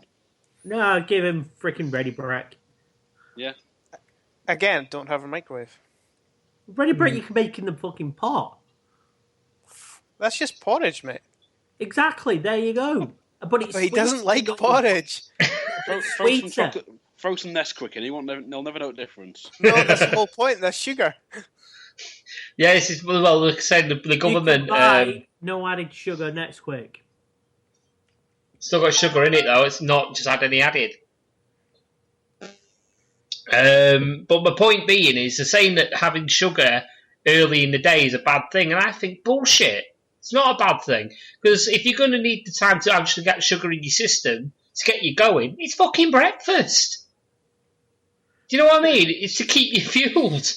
I think it's just too many fucking kids are turning into fat little slobs. Because they're having like a fucking monster bowl of Nesquik or whatever. Yeah, and it's portion control as well. That's a factor. The people who haven't got obviously decent portion control, they're the ones that turn into fucking blimps. But the point being, they're making a massive issue about if you had a normal size, like cereal, bog standard size of cereal, apparently, like for example, I don't know, something relatively tame, which like say Cheerios or something like that, we've got like a slight sugar coating on them, haven't they? They get 3 cubes of sugar in that. Now, I say, why not? As long as you're not adding sugar to dinner or tea normally. So why is the harm in having an extra boost of sugar in your breakfast to burn off during the day, especially kids when they're going to school? True. Because a lot of these... And you go, mate. And you go. Oh, sorry. Cheers, Xander. I was going to say, if you look at that, the portion, the recommended values of cereal and that, it'll say like per 100 grams, and it'll say per serving, and it'll say something like 30, 35, 40 grams, whatever. Especially for things like Frosties, cornflakes, Cocoa Pops, especially all the sugary stuff. And then you have all like, the nutritional values in. But then it's also that thing of like how many parents are sort of probably rushing the kids out the door. And it's like, right, we'll get you a bacon butty on the way to school. There is that as well. I mean, there's some kids that don't get fucking breakfast full stop. Like Highfield School down here near me, there's like 2 or 3 cafes, and like take a sandwich shops like that do bacon butties and stuff on like right opposite the school. And my brother's been in before in the morning, and he's seen kids walk in, and the woman literally looks at me and goes, "Regular or large?" It's like, so they already know what they're having. It's like they could be having a sausage and bacon barm or something. This is like they're having that every day or like sometimes like 2-3 times a week. So it's probably not just it's not just the cereal they're having, it's the fact they may be eating afterward as well. But this is it, they're having, they'll have a cereal and they'll nip it because their mates are going and having a bacon butty or a sausage butty or whatever the fuck they're having. They'll have the same as well. And so they're basically getting, as the hobbits say, second breakfast. Well, this is why my eldest does not take money into school. Because he will do that. Honest to God, he will do that. So he has his breakfast here, and he's like, "Oh, can I just have a couple of quid? I'll get the sandwich on the way to school." It's like, no, you won't. You'll have your cereal here. You'll eat that, then you'll go to school. Yeah, that's the way it should be. That's it. So if you've got a packed lunch, you'll have that for your school, your schools, and that's it. And if they're going, "Oh, that's not fair with my friends," and they go, "I don't care what all your friends are doing." So it's, this is how you're doing it, and this is how it's happening. Mm-hmm. Yeah, I agree with that. But my main point is about this saying, apparently the kids' guideline is 6 cubes of sugar a day, which is basically 6 teaspoons of sugar. Shit, I have that first thing in the fucking morning with my coffee. Exactly. But a cup of coffee's later with 2 sugars in it. Yeah. But yeah, could you imagine? I think it's a bit of too much scaremongering when it comes to diet things. They're saying to everybody needs to be a certain weight.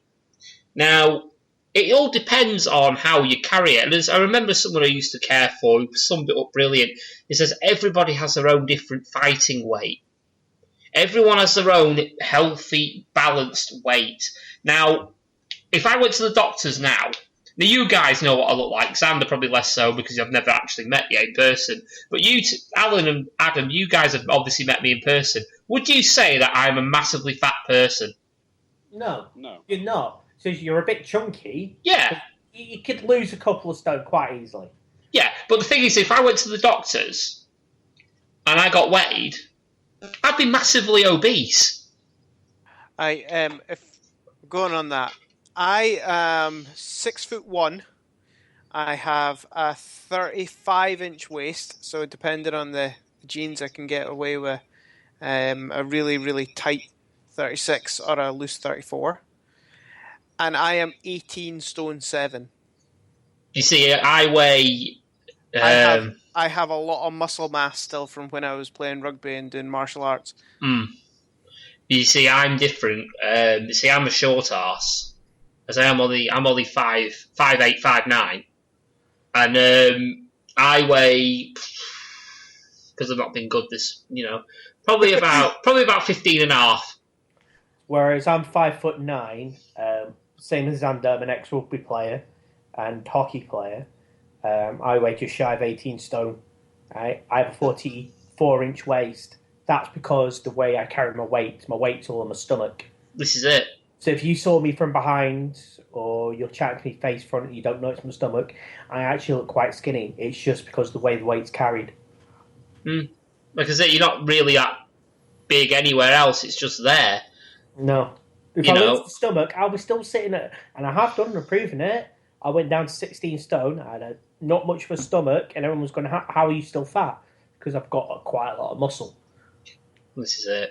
I mean, it all depends on how you carry yourself.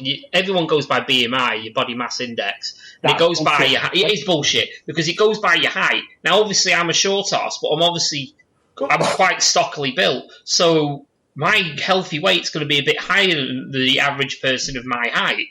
But because they don't go and take that into account when they measure your BMI at the doctors, or wherever it is you get it measured, they go, oh, you're morbidly obese. You need to, apparently to get to a correct weight for my height, I need to be 12 stone. So if I go down to 12 stone, I'll be ill. See, my ideal weight is supposed to be 16 and a half. You're a lot taller than me, so that makes sense. Yeah, I have a stomach. But as I say, it's just above my waistline, so I get away with that. Yeah, same as me. They want me to be at 12.5 stone. I'm saying I can't be at 12.5 stone. Last time I was 12.5 stone, I was 15. This is it. You say you're similar height to me, Alan, so you've got the same issue as I have when it comes to BMI index. You know, it's like the doctor says, you need to be 12.5 stone. Like, fuck, I'm shit 12.5 stone. You know? No, For me, I eat. When I changed doctors about coming up on probably about 3 years ago, and I had to do a whole like fitness. Oh, you need to book in with a nurse so we can get your physical and assess your health before we sort of begin to give you treatment if you need it and stuff. So I was like, yeah, fine, right, whatever. So I turned up, the nurse meets me, and she's like, right, you have questions. Like, do you smoke? No. Do you drink? I'm like, well, this you're offering. And it turns out nurses don't have much of a sense of humour. But we went through the whole spiel of like the height and all that sort of thing. And the piss test. Didn't do a piss test actually, but it's like, how much water do you drink? No, you put it in a fucking can and gave it to me as a drink. Yeah, I was wondering like where I left that. Yeah, it was all the usual stuff like how much water do you drink, how much do you eat, how much sugar do you have, how much junk food do you eat, all the usual stuff like are you a vegetarian, smoke, drink, all that sort of thing. And she's like, I said, well, I don't drink every week, and she's like, well, there's not an option for that, so I'll just put one unit a week or 2 units a week or something. It's like, well. I don't measure my fucking units every week, do I? Oh, there's a can. Oh, let me just check the units on it before I get weathered. But it's like this week I might not drink at all, but then next week I might have like 3 or 4 cans. And then the following week I won't drink. So I was like, well, I said I don't drink it every week. And she said, well, I've got to put something down, so I'll just put 2. I was like, okay. And then she went, right, we'll measure your waistline. And she's like, oh, you're this. And then we'll do your height. Okay, you're this height. Pulled out a little like split circle thing. And went, right, well, your height compared to your weight, you're actually classed as obese according to your BMI. And I just sort of looked at her, and she just went, well, for you to be on target, your height, weight, and age, you need to be 12 stone 7. No, 12 stone 2 even. I was like, I looked at her, and I was like, looked down at myself, and I was like, really? Me? At this point, I'm like 15 stone or whatever. And then I had to go and see my doctor at some point about 3 or 4 months later, and he ran through the same spiel of like, oh, well, let's check your height and weight and stuff. Oh, well, actually, you should be 11 stone 7 to be on target. I just went, look to me, I'll be anorexic. Yeah. Well, this is it. It was a couple of years back. Because the problem with that is, for me to drop that weight, I'd have to start cutting muscle, which would be impossible. Yeah. So I had a bit of a health scare, and we went to the doctor about it, and they were like, right, okay, we'll do the full works. And she goes, well, you're clinically has been over obese. And I went, that's impossible. She goes, why? She says, right. She says, have you taken into account what I did in my past? I said, no. She says, right. Have you taken into account of my stature? No. Right. She says, I can tell you that now, why the BMI does not work. So I gave him the whole spiel, and they turned around and just went, well, as long as you're comfortable. So I'm comfortable with my weight. I know what I need to do to lose it. I know what I need to do to gain it if I wanted to. Says, but the issue is, because that's wrong. So once again, the NHS is basically hand you a book, says this needs to be done. This is the rule. And it doesn't work. It's a uniform method for everybody, which everyone, because nobody. That's the problem. The problem is that nobody naturally is uniform. Everyone's fucking different. I'm an ex-nurse. Right? Yeah. You get literally a user manual. And I'm not joking about this. When you're in the NHS, you get a user manual. And it gets pumped down for you. It says, right, first lesson, no word of a lie, it goes, right, you need to abide by everything in this book. It's these books for everything from, I don't know, how to take blood pressure, your bloods, to how to reset a fracture. So basically, this is like the medical profession's holy Bible. Close, pretty damn well much, right? So it's the Heinz guide to a human body. Every time, this is the law. They rub it in your face. So many times, I'm a nurse and goes, I don't want to do that. This is why I don't believe in it. I think it's wrong. Each person is their own individual, so you cannot push this onto them, saying you need to be this. So you cannot do that. 1 is against their free will. 2, right? How to demoralise someone. 3, how is that going to affect their mental stability? You've got an obese guy come in who's got a high sugar blood content. Says, right, first thing you're going to do, you're going to question about that and diabetes. Why are you like this? Right? One, I'm clinically depressed. Oh, by the way, I'm just going to do your BMI now. You're fat. That's not going to settle on anyone's thought or knowledge doing that straight. Yeah, close it up. Who's sad? It's sad because he eats and because he's sad. Right? You'll end up with someone like Fat Bastard. The problem is they've got to now got stuck in the head that one, they're worthless. Two, they're fat. Yeah. Three, right? The NHS is sitting there and downgrading. Yeah, and judging them. Says, how's that going to affect someone's mind?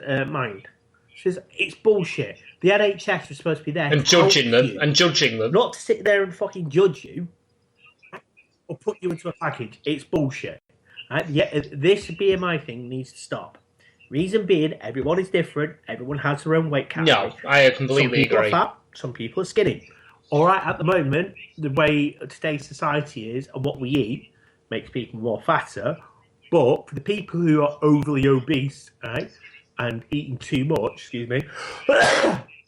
yeah, encourage them to lose the weight. Don't degrade them. Don't say, you need to lose this. No, it's got right. You don't... Joe Blogs, you're down as being a bit chunky, shall we say. That's a nice way to put it. It would... Well, this is it, though. You're talking about... To lose a couple of pounds. We're willing to give you... advice and support if you so wish to do that. If they say no thank you, you leave it like that. You don't carry on pushing it onto them. No, I agree with that. But like I say, the BMI thing, it's going by a slide rule. You say, here's your height, here's your thing. It's basically on a graph. This is what line you need to be under. If you're over it, you're obese. Fuck that shit. You can look at someone and tell if they're fat or not. You go, you look at him, you're tall, but you weigh 18 stone. Not an ounce of fat on him. You look at somebody who's 5'9", 22 stone. Oh, by the way, 30 odd stone, whatever. You can tell they're fat just by fucking looking at them. Turn around and goes, bullshit, we're obese. We're possibly the most healthiest people on this planet. And they'll be, 6'5"? I'd love to see a doctor try and outrun a prop. Exactly. They're 18 to 19 stone plus. Easily. So, another person,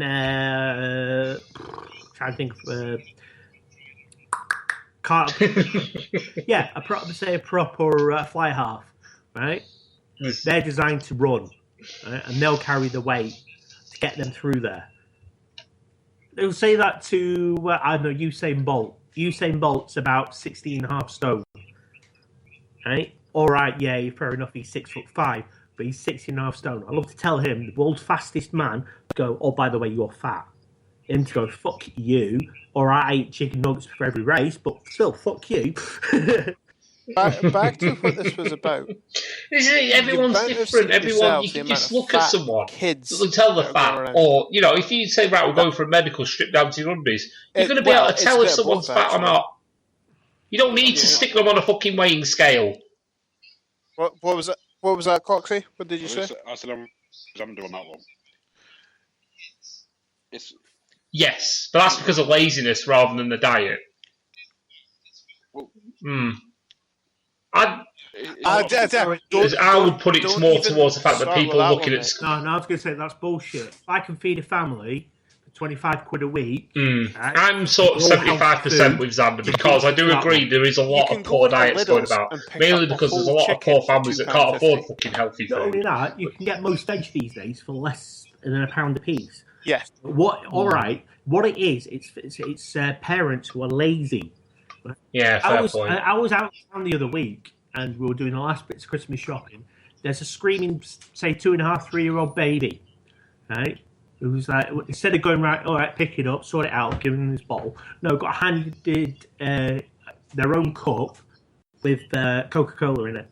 Yeah, fair point, yeah. See, that is bad parenting, and that is what causes the this My eldest's 10, and he still doesn't get fizzy juice.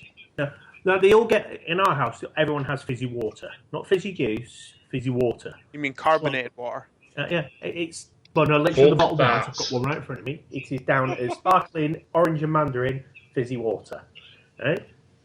when we're out and about, say we're going out for a meal, they may get a Fanta or a Diet Coke. Depends on it, but they only get it on a rare occasion. They never, ever, ever get full-blown fat Coke. Right? Luke, my eldest, is actually allergic to one of the E numbers in a Coke, and he goes absolutely skits. I'm talking about bouncing off the wall. He went off with his biological father out for a meal one night, came on bouncing off the walls. He was frustrated because he couldn't figure out why this was. And he goes, "What did you give him to drink?" "Oh, I gave him a small glass of Coke." There's your problem. Right? It's kids keep pestering, says, "Oh, I would like a Coke, I want a Coke, I want a Coke, can I have a Coke, please?" Like, no. And the parents these days go, "Oh, easy right, give them what they want." It's like having an 8-year-old walking around with Mountain Dew. I've seen that happening. Mountain Dew. Even worse is when you get kids walking around and they've got a can of Monster in their hands. Right? There is... This goes back to an episode. I think it was like episode 3 or 4 of us when we were talking about this, and there was I was saying about I was stood in the bus stop on Bankhay Street once, and I saw a little girl. She looked quite chunky anyway. Fuck that. 6, 7, possibly even 5. Walking along with a kind of Bulldog energy drink. It was like because of like I've seen that as well. Pound shop and everything. Little lads in Revo uniforms. Like, right, you need to get a drink. Oh, can we have one of these? Oh, what's that? It's a drink. Oh, how much is it? Oh, it's £4 for £1. And there's like probably 3 kids. Yeah, go on then. You can have one of them each. And it's like it's a 250ml can, the same amount of caffeine in one of them as a Red Bull. It's like it's essentially a cheap Red Bull. Yeah, they're even worse than Red Bull though. Yeah. Well, then it's just infuriates me. It really does. Going bad back to parenting. sort of, Bad lazy parenting. Going back to the thing of like the buying food for families, like you have the pound, like as you know, be full well yourself, Paul. Poundland Finds. Yeah, it's like you can get bread and eggs and stuff in pound shop. It's like, yeah, but then also. I was going to say I can go into my local butcher and feed our family quite happily, 20 quid a week. Yeah, as I was saying, I've done it. And it's infuriating because when people says, "Oh, well, we can't afford all this, we can't afford all that," says, "But you can afford to have a takeaway every night." Yeah, this is true. Sometimes it's 2 for £1. I know, because the worst one ever was, I'm not a massive fan of Jamie Oliver. I think the guy's an absolute douchebag. But he did this healthy eating, feed your family healthy, and he went to a family, right? This woman orders takeaway every night, and it takes half their benefits, 3/4 of their benefits. She says, "Well, why do this?" "Oh, I don't like cooking." So, I know families you don't like that. Cooking? No one really likes cooking unless you're a chef or you're really into it. So it's a necessity. You cook to eat to survive. Right? It says, "So why don't you make them something healthy like beans on toast, brown bread, beans?" "Oh, my kids don't like beans." "So have they ever had it before?" "Oh, yeah, it's just they got it at Bonanza and just didn't want it." "Any chance because they just want a takeaway because you keep supplying them?" "Or that maybe too." And it was like showing videos of them sitting down, they're opening up and they've got a kebab in front of them, no salad, so it's all doused in Thousand Island sauce. Yeah. It was just like cheesy chips and everything. It's just like, go, wow. Yeah. How stupid can someone be? Right? They know it's fattening, they know it's unhealthy, so why are they giving it to the kids? Because they couldn't be arsed cooking. That reminds me of there was it was like Tonight with Trevor Gold or one of those sort of shows, like someone investigates something. And there was 2 families where it's like one family, everything was like they handmade it every night, like fresh veg, fresh meat, fresh whatever, all week. And there was another family who all they did was eat ready meals because mum didn't like cooking. So they swapped over one week, and the family that ate fresh ate ready meals all week, and the family that ate ready meals had to prepare and eat fresh all week. And the family that went onto the ready meals would have been fucking ill. They hated it, but then like the mum for the ready meal family, she's like, "Oh, I don't like chopping." She's like, "They're chopping up like a cucumber. I don't like cooking fresh food. I don't like taste of it and stuff." And it's like, well, learn to live with it. Otherwise, you're just gonna end up all fucking fat as fucking pigs. Well, you're gonna have serious health problems in the future. Yeah.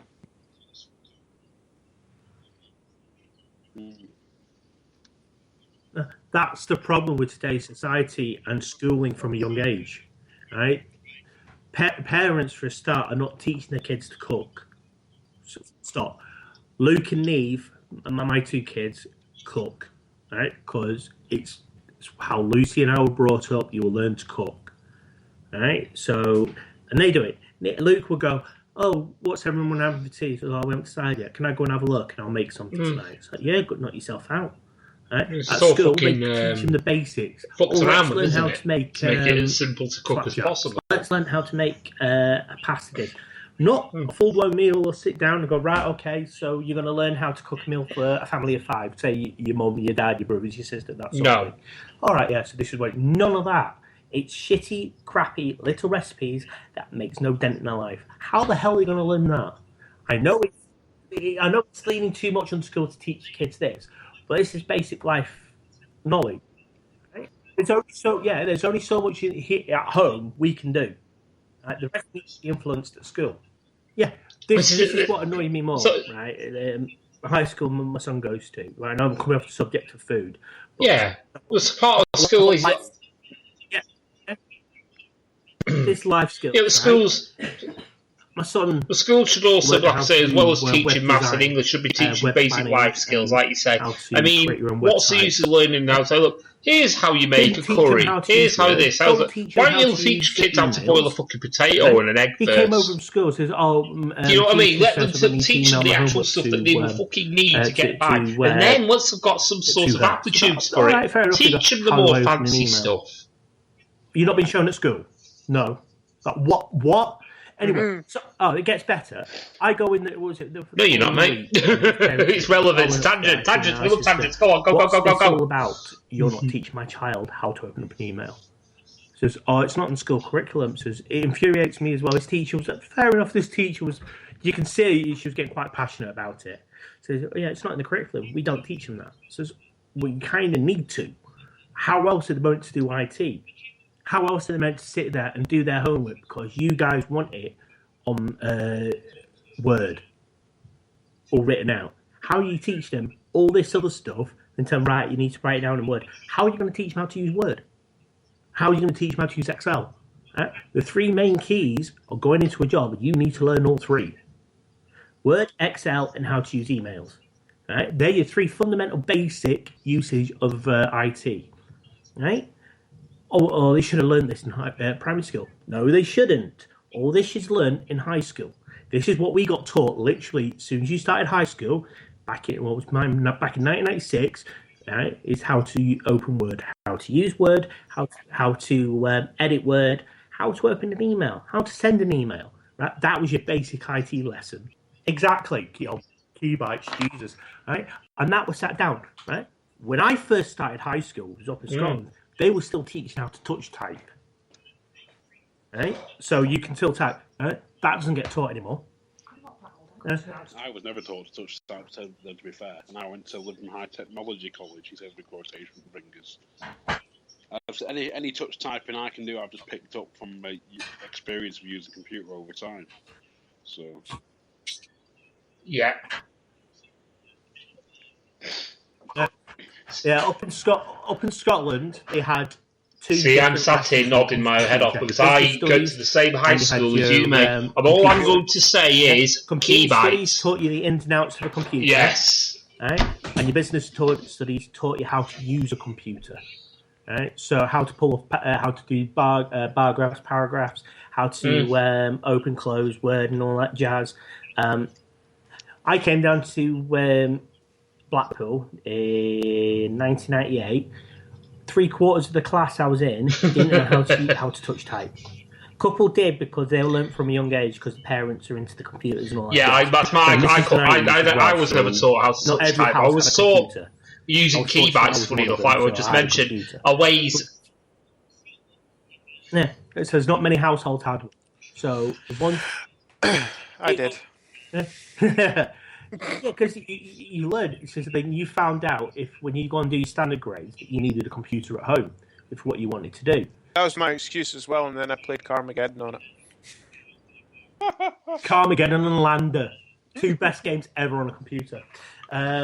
So you learn that way. Now today, you walk into...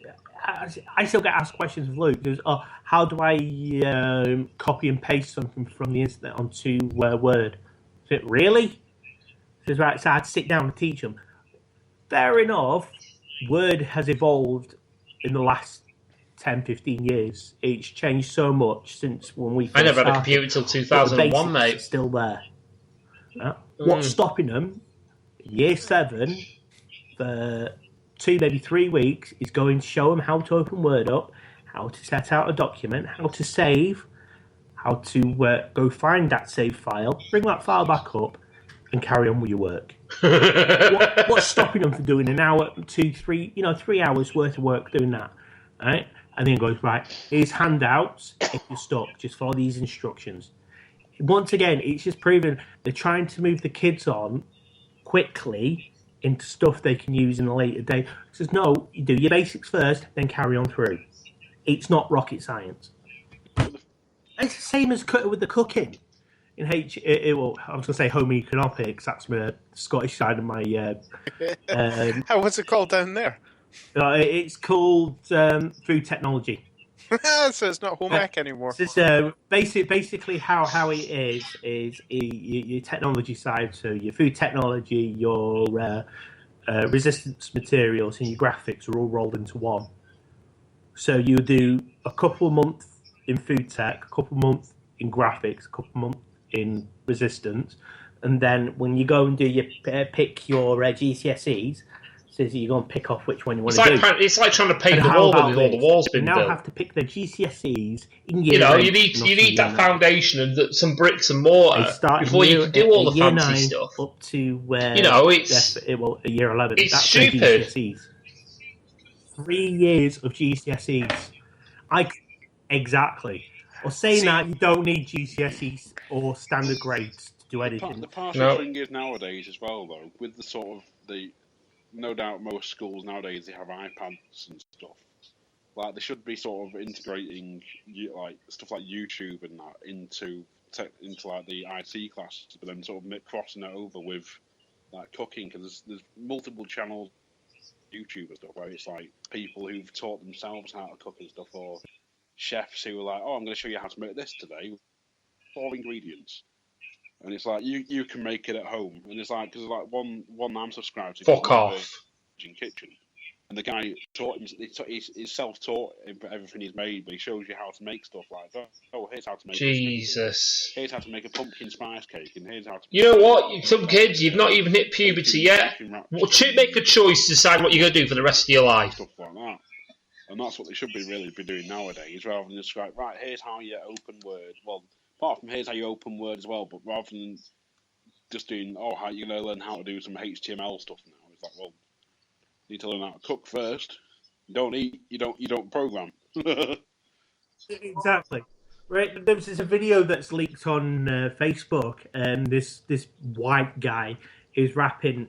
Basically, it's like going, what school taught you and what life throws at you are two separate things. There's what's VAT? But this is the thing as well. Sorry, mate.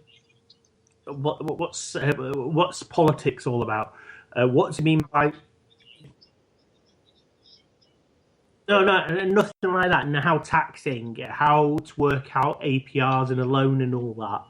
No one teaches that at school. The basic fundamental of living a life, they don't teach you. How to open a bank account. Do you know how many people since I left school and till now didn't have a bank account in their early 20s? This is it. Only recently, quite a few of my friends actually. It's our program. Says, how did you get paid? I got paid cash in hand, or I went to the post office and got my money. I says, no. I says, well, you not got a bank? I've not had one. I says, why not? I don't need it. Says, I had a bank account since I was really young. I've always had a bank account. The problem now is most jobs nowadays will say you need a bank account for us to pay your wages into, because they'll say, how do you fill in a tax return? They don't teach you that at school, do they? Forced to open a bank account. Like, well, no other use to it other than to pay into. But it's like, I have money now. And then it's like you say, I'm skint. It's like, well, stop spending your money on Domino's when you're hungover. They don't. Yeah. Yeah, yeah. I walked in my first proper bank account, as in my bank account, I was 15. Now, I've got a Belgian society, I've got another bank account, but I wanted one that was mine. I brought my ID with me, I brought evidence of money coming in, everything you need to it. They did it, open it, not a problem. Yeah, a lot of people do. Because So my dad did. was there and taught me. Right? Yeah, that was taught to him at school. This was all before GCSEs and everything. They taught you life skills. Back, the O levels days and that. They taught you life skills, not what you need to learn to pass an exam. And that's what today's society is. It's how well can you live with the exams you've passed, and how far can you get with exams you've passed. Yeah. To be fair, though, as well, setting up a bank account is a piece of piss nowadays. I managed to do it online. You can just literally do it online, no ID checks, no nothing. We had a dorm. Our first year was living in a dorm. I had six people living with us. Right, 4 of them didn't know how to cook. 2 of them had no bank accounts. Another one had no idea about transport, i.e. public transport. Yeah. Right? None of them had. You just need someone pointing you in the right direction. How do you not know how to cook, and how do you not know how to work a washing machine? Because they were but cooking, a spoon shoved up their asses. But cooking is one of the easiest things to do, and working a washing machine, my God. Yes. Yeah, I completely agree. Yeah. They had our washing machine is you turn the knob and press one button and that's it. Yeah. It's just one button then. They had this is the problem. They had mummy and daddy to do it for them. Yeah, there was a girl I used to work with. I won't say her name, but I worked at one of my jobs with her, and she was only sort of 16 when she started working there. No. I don't want to do that to her. She probably listen to this anyway. So, but no, she had one in packets like the Uncle Ben's rice. It was like the golden vegetable rice, which I'll admit I am quite partial to sometimes. But I'll throw some chicken in there or something like spice it up a bit and throw that. But she got one of those one time and she tried to do it in the microwave. I think it was, or she was trying to do it with.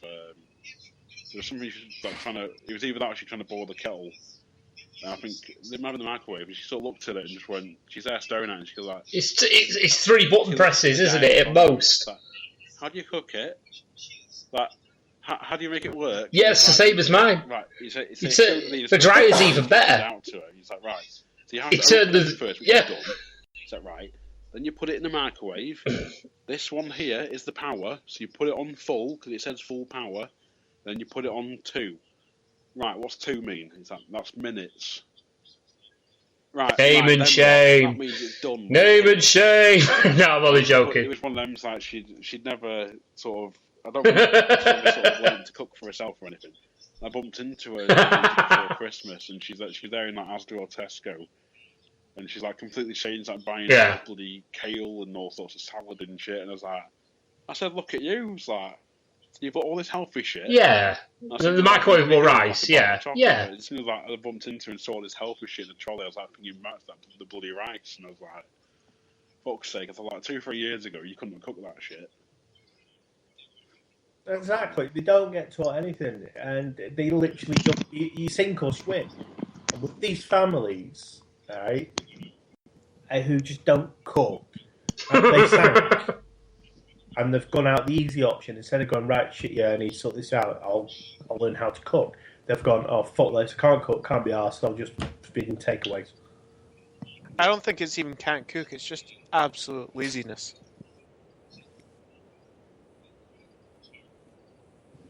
Well, as I said, I don't even own a microwave. You know?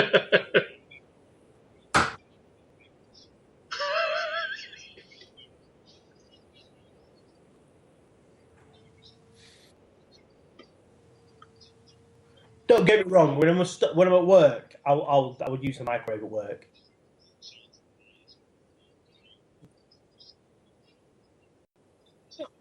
best thing about doing meals like that, you can batch cook and freeze them, then put them in the microwave later on a later day. Exactly. No one likes You don't have to make your kids fat. Yeah. When you look at all the convenience food that's available nowadays, I mean, this is not even relevant to. I mean, you can get, like I say, microwavable chips. If there's anything out there, you can get a microwavable version of it. 9 times out of 10. I mean, yeah, but that's when you're at work, mate. When you're at home and you've got the time spare, there's no excuse to not switch your oven on or switch the hob on. Version of a wedgie. I did my homemade chili, and it's in the freezer, and we're taking it out tomorrow. And you can make it to your own taste as well. That's the best yeah, and you can pick. You know exactly what's going in your food as well. Like, for example, when I make a chili, my homemade chili. You know, you'll know what that Slimming World's Alan anyway. It's actually, it's my own concoction. It's actually Slimming World friendly, and I didn't even realise it. What it is one can. Well, this normally feeds about 4 or 5 people, but it's like 1 can of chopped tomatoes, 1 packet of passata, a pack of lean mince, the 5% fat stuff. What else do I put in there? Kidney beans, onions, whatever veg. Normally sweet corn I put in there as well, just for randomness. Plus whatever else, like peppers and things like that. Just boiled rice or something like that, or the Slimming World friendly chips that we make as well. You put fry light on and put them in the oven. Do a lot of carrot and swede, like when them ones, and then just sort of freeze it. Yeah, pretty much. It just infuriates me. They go, I can't be asked cooking. Well, I'll grab you a McDonald's on the way to where you need to go. Whatever you want. Yeah, that's still healthy, depending on what you put in it. Guide unit is one of the poorest parts of Blackpool. And the amount of time she said that the girl's coming in with either, a Big Mac or a Happy Meal in the hand, scoffing a burger. Like, why couldn't you cook at home? Asking the questions, you're in a rush because I could be asked cooking. And next week, same thing. It's just like, no, you can't be asked cooking. No, this is it. You mean, like you say, it's... Yeah. No. This is what we did with... when we was weaning with the kids. We batch cooked loads of veg and what have you, and took a whole shelf of the freezer up with like frozen food. What's wrong with that all we had to do was reheat and give to the kids, and they were absolutely weaned on it.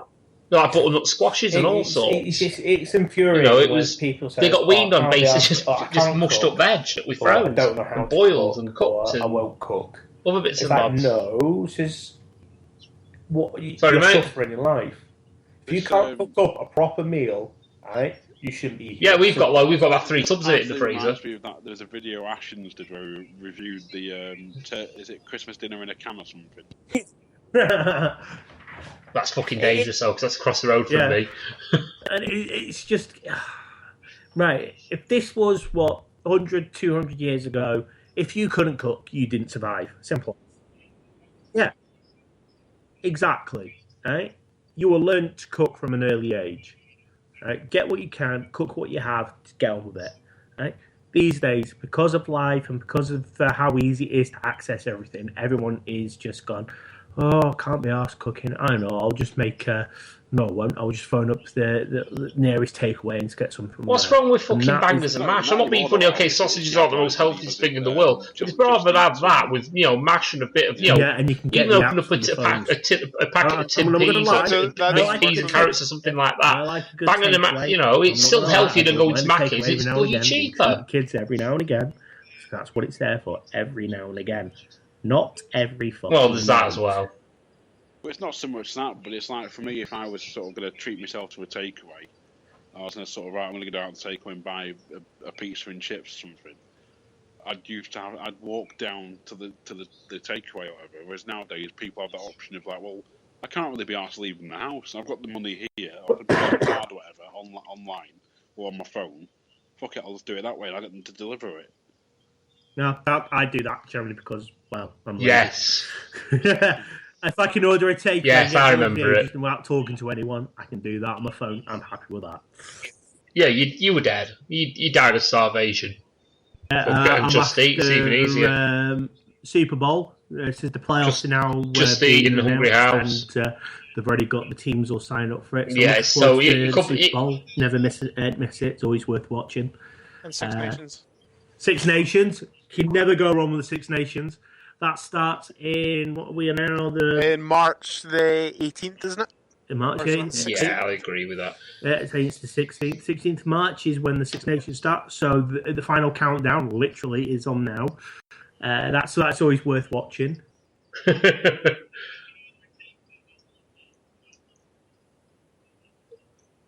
Yeah, that's what I tend to do. Amazing what technology can do nowadays, isn't it? And speaking of technology and forward thinking, I think we'll start wrapping up the show with a look forward into 2017. So we started the show with looking back at 2016.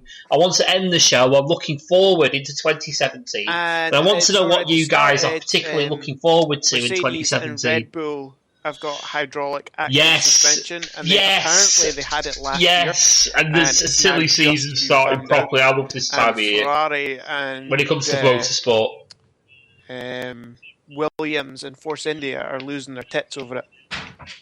Oh, it would be. Yeah. Well, they're already looking at pre-banning it, and Mercedes are then having their usual bitch and moan, oh, but it's already made, it's on the car, and, you know, Mercedes.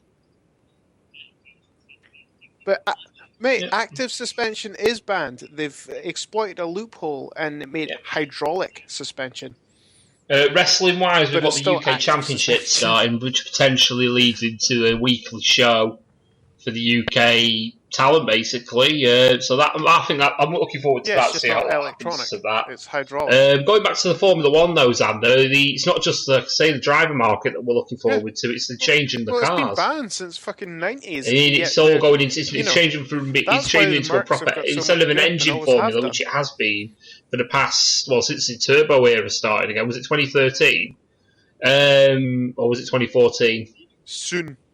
It's going back into being an aero formula. The day after Mercedes. With all the aero upgrades that they're going to be getting next year, and we still don't know exactly what the cars are going to look like next year. Mercedes just wanted it a day before. Happy days. Rogue One coming out on Blu-ray. The numerous Marvel films, like I've got 3 this year. You've got the I would be shocked. The thing is, though, if it gets found out and they're guilty of it, they can be struck out of the competition. Deadpool 2's not out this year. Year after. Spider-Man. Spider-Man's out this year, yeah. And there was something else. I'm just looking up on IMDb. The thing is, though, if it's not been banned by the regulations, then it's legal. It's as simple as that. Till it's banned, it's legal. There was another Marvel film. I can't think what it was. It's not Black Panther, because that's year after. So it's still legal, then, in the eyes of the thing. It's technically not something they've technically banned, they've just got around it. Resident Evil, the final chapter. Yeah. So like what they'll do, they'll ban it. They'll just straight ban it. That's all that'll happen. Oh, that's going to be awesome. That will be awesome. I've seen the trailer for it. It actually looks really, really good. Yeah, true. Yeah, so do you know any idea when the car reveals are going to be? I think there's only one I know of. I know Mercedes is in February. Got Guardians of the Galaxy, I think, is April or May. Yeah, so we're looking at Ferrari, aren't we? March. So going to see that. Yeah. Ghost in the Shell's out the week after. So what else? What else have we got in 2017 potentially? Fast and Furious 8 and 14th of April. We've got Ghost in the Shell movie coming out. The following week. Talk about Fast and Furious. There's the Triple X Return of Xander. Yep, that's out. Wait, well, soon. Is Deadpool 2 coming out? It's out. Baywatch 12th of May. Yeah. I can't believe they made a film. I really can't. Remember, Pamela Anderson's to win an Oscar according to Futurama. System of a Down are releasing a new album. Yes, I want to see that. May, Yeah, they're releasing a new album this year, I think. Which looks awful. So that's... Another Transformers, oh, for fuck's sake. Yeah, Spider-Man's in July. You got Cars 3 in July. Dark Tower is out in July. Nice. The one we're all looking forward to, the Emoji Movie. I'll give it a whirl. I do. They're a guilty pleasure. When it's busy. Come on, it's Lego. And have 10-year-old. It's Lego. I'd rather piss myself and go on a night out. Yeah. It is out in September. Stephen King. Well, are they remaking it? They are. Why? Yeah. Because it's one of the best please. films / TV series. Yes, we are. Ever made by They made it. Yes. No, I think we've pre-agreed we're going to watch that together and do a review. Yes, so... When's Fast and the Furious 47 That's coming just out, wrong, though. Blade Runner. That's Anyone seen the trailer for it yet? That looks really good. No, I haven't not watched yet. it yet myself, no. There's like the rumour and stuff, like Friday the 13th in October. Surprise. Soul Legacy Is that sort of rumoured. It's got The Rock in it as well. You got 4 Ragnarok in October. That's the other one I couldn't think of. That looks like it's going to be amazing. I think that's pretty much it. I've seen the... Yeah, it looks bad. First one I've got DVD premiere at 34th Street. Oh, I'll have to go and watch that, I think. Likely, yeah. Then there's like 1st December 2017, Kung Fu Oh, Panda. fuck off. Tell you what, Coxy, should we go and watch that for a giggle? Oh, another one, The Wall. Forgot about that. It's got Matt Damon in it. Yeah, basically, it's based on a Chinese legend that rather shit on my hands and clap. The Great Wall of China wasn't to keep the Huns out. It was supposed to be this legit creatures you keep protecting. Oh, Chinese and that sounds awesome. It's made. Hang on, I'm going to find out. It's a quite well known.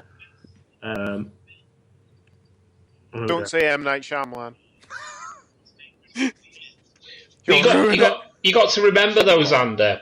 Recycling's a new thing, isn't it? Shyamalan. They've got to recycle everything, including ideas. Yeah, in December, you've got Star Wars Episode 8 and Jumanji. Yeah. Sequel. The Great Wall. The Great Wall, it's called. No. It's got your usual suspects, Chinese actors that everyone knows. William Dafoe, he's in it as well. So I want to know why they've got, white. Yeah, I'm just getting to that. Director Yin Yao Shang. Yeah. No, it's not that well known because he's the one that did the House of Flying Daggers, Heroes, the Curse of the Golden Flower, Flowers. You stopped the Christmas shit films, though, won't there? Look at those with dancing on bamboo sticks and all that. So it's going to be worth watching. The trailer's quite good, I do have to admit. I just really hope they just didn't show all the trailers of the best bits. They're coming to a Powerland near you very soon. He is quite well famous. Great film. And so is Hero with Jet Li. It is.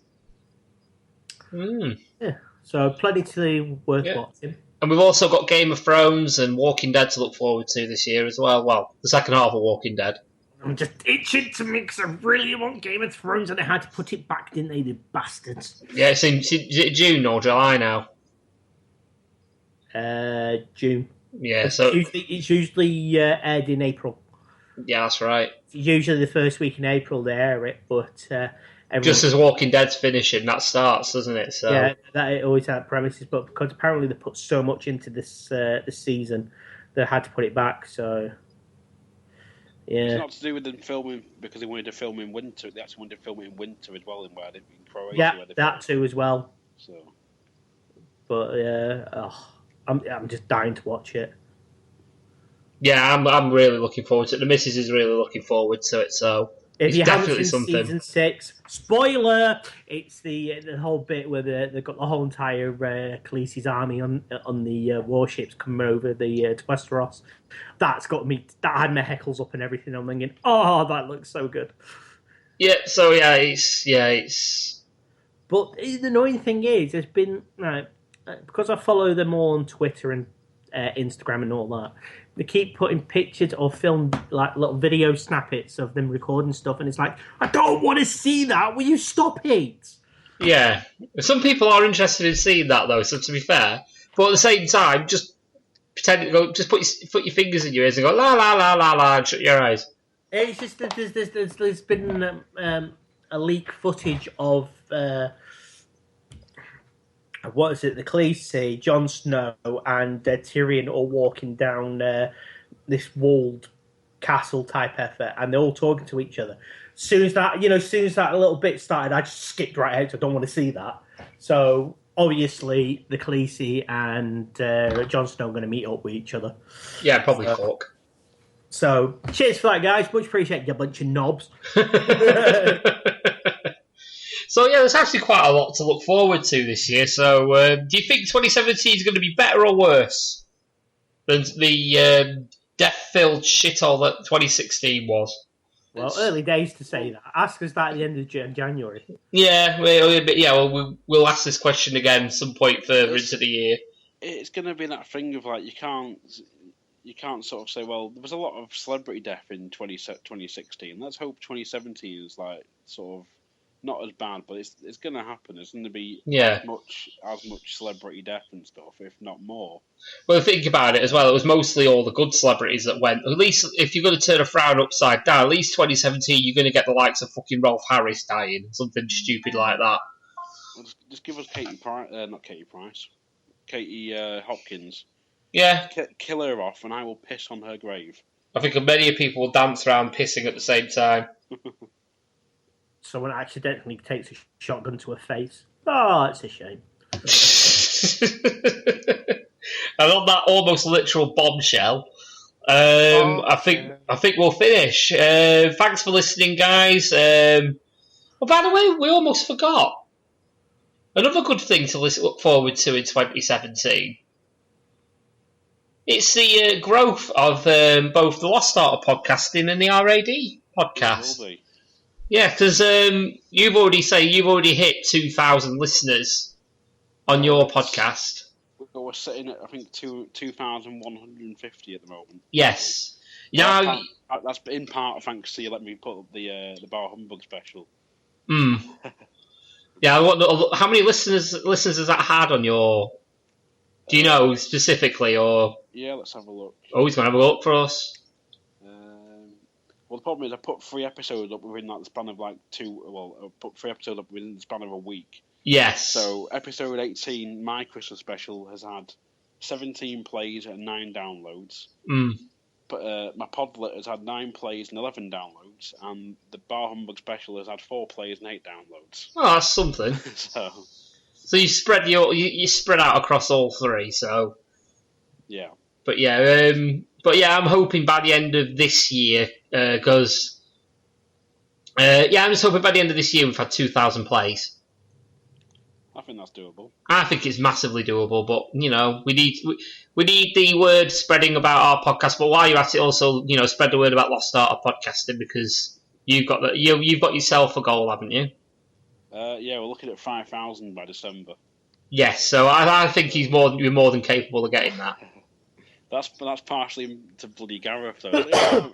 Yeah, 5,000 by December. It's like, right, I need you to be on an episode then. Help me record more. We need to record more. Yeah. But I'm just hoping by this, because we record weekly, I'm hoping by the sheer volume we'll get there. But yeah, I'm hoping to grow my audience this year. Hopefully, March time, something like that, I might be able to invest a bit more into the podcast. Hopefully, maybe do some live shows once I upgrade my package. I won't be ashamed then. You could do. You've got 45 minutes, haven't you, currently? Yeah, but the way we obviously do the format of the show, it's a bit longer than that, so I need ideally a bit more. So hopefully, if I can upgrade my package, Xander, you are dirty-minded bastard. To be fair, I'd be exactly the same. But yeah, I'm hoping to do some live shows at some point in the relatively near future, and I'm hoping that'll bump our listeners up a little bit as well. Hopefully, I may even do something like what you've done, and maybe a live Facebook pod thing. Maybe, I don't know. I just braved Facebook Live for the first time the other night. We can see you actually drinking a can of this mega malt or something. Yes, I may. We can see your live reaction. Yes, I may reserve some sort of special drink for the live Facebook thing that I may do. Depends if I can draw, enough courage to do it, because I only did a 5-minute video to do the drawing for the first round of the Avant-Garde Trophy on the PCW Prediction League, and that took a lot of fucking preparation just to do a 5-minute video. So we'll see. Hopefully, touch wood. I'll get better at my craft, and we'll get there. Grow your package by touching wood. Yes, I'm touching my wood and growing my package. Start 2017 as you mean to go on. Oh yes. Oh God, play with me package until we get bigger. Right, on that note, I think we'll wrap it up there anyway. Thanks for listening. We've been the RAD podcast. I've been Paul the Hat Guy Flinders. I've been Al Morrison. I've been Xander. And I've been some random bloke. He's been lost. You've been patiently listening to us, and now we're going to shut up. Thanks for listening, and just remember, there are a lot of podcasts out there. Some of them are lost, but not all of them are rad. Thanks for listening, thank you, and good night.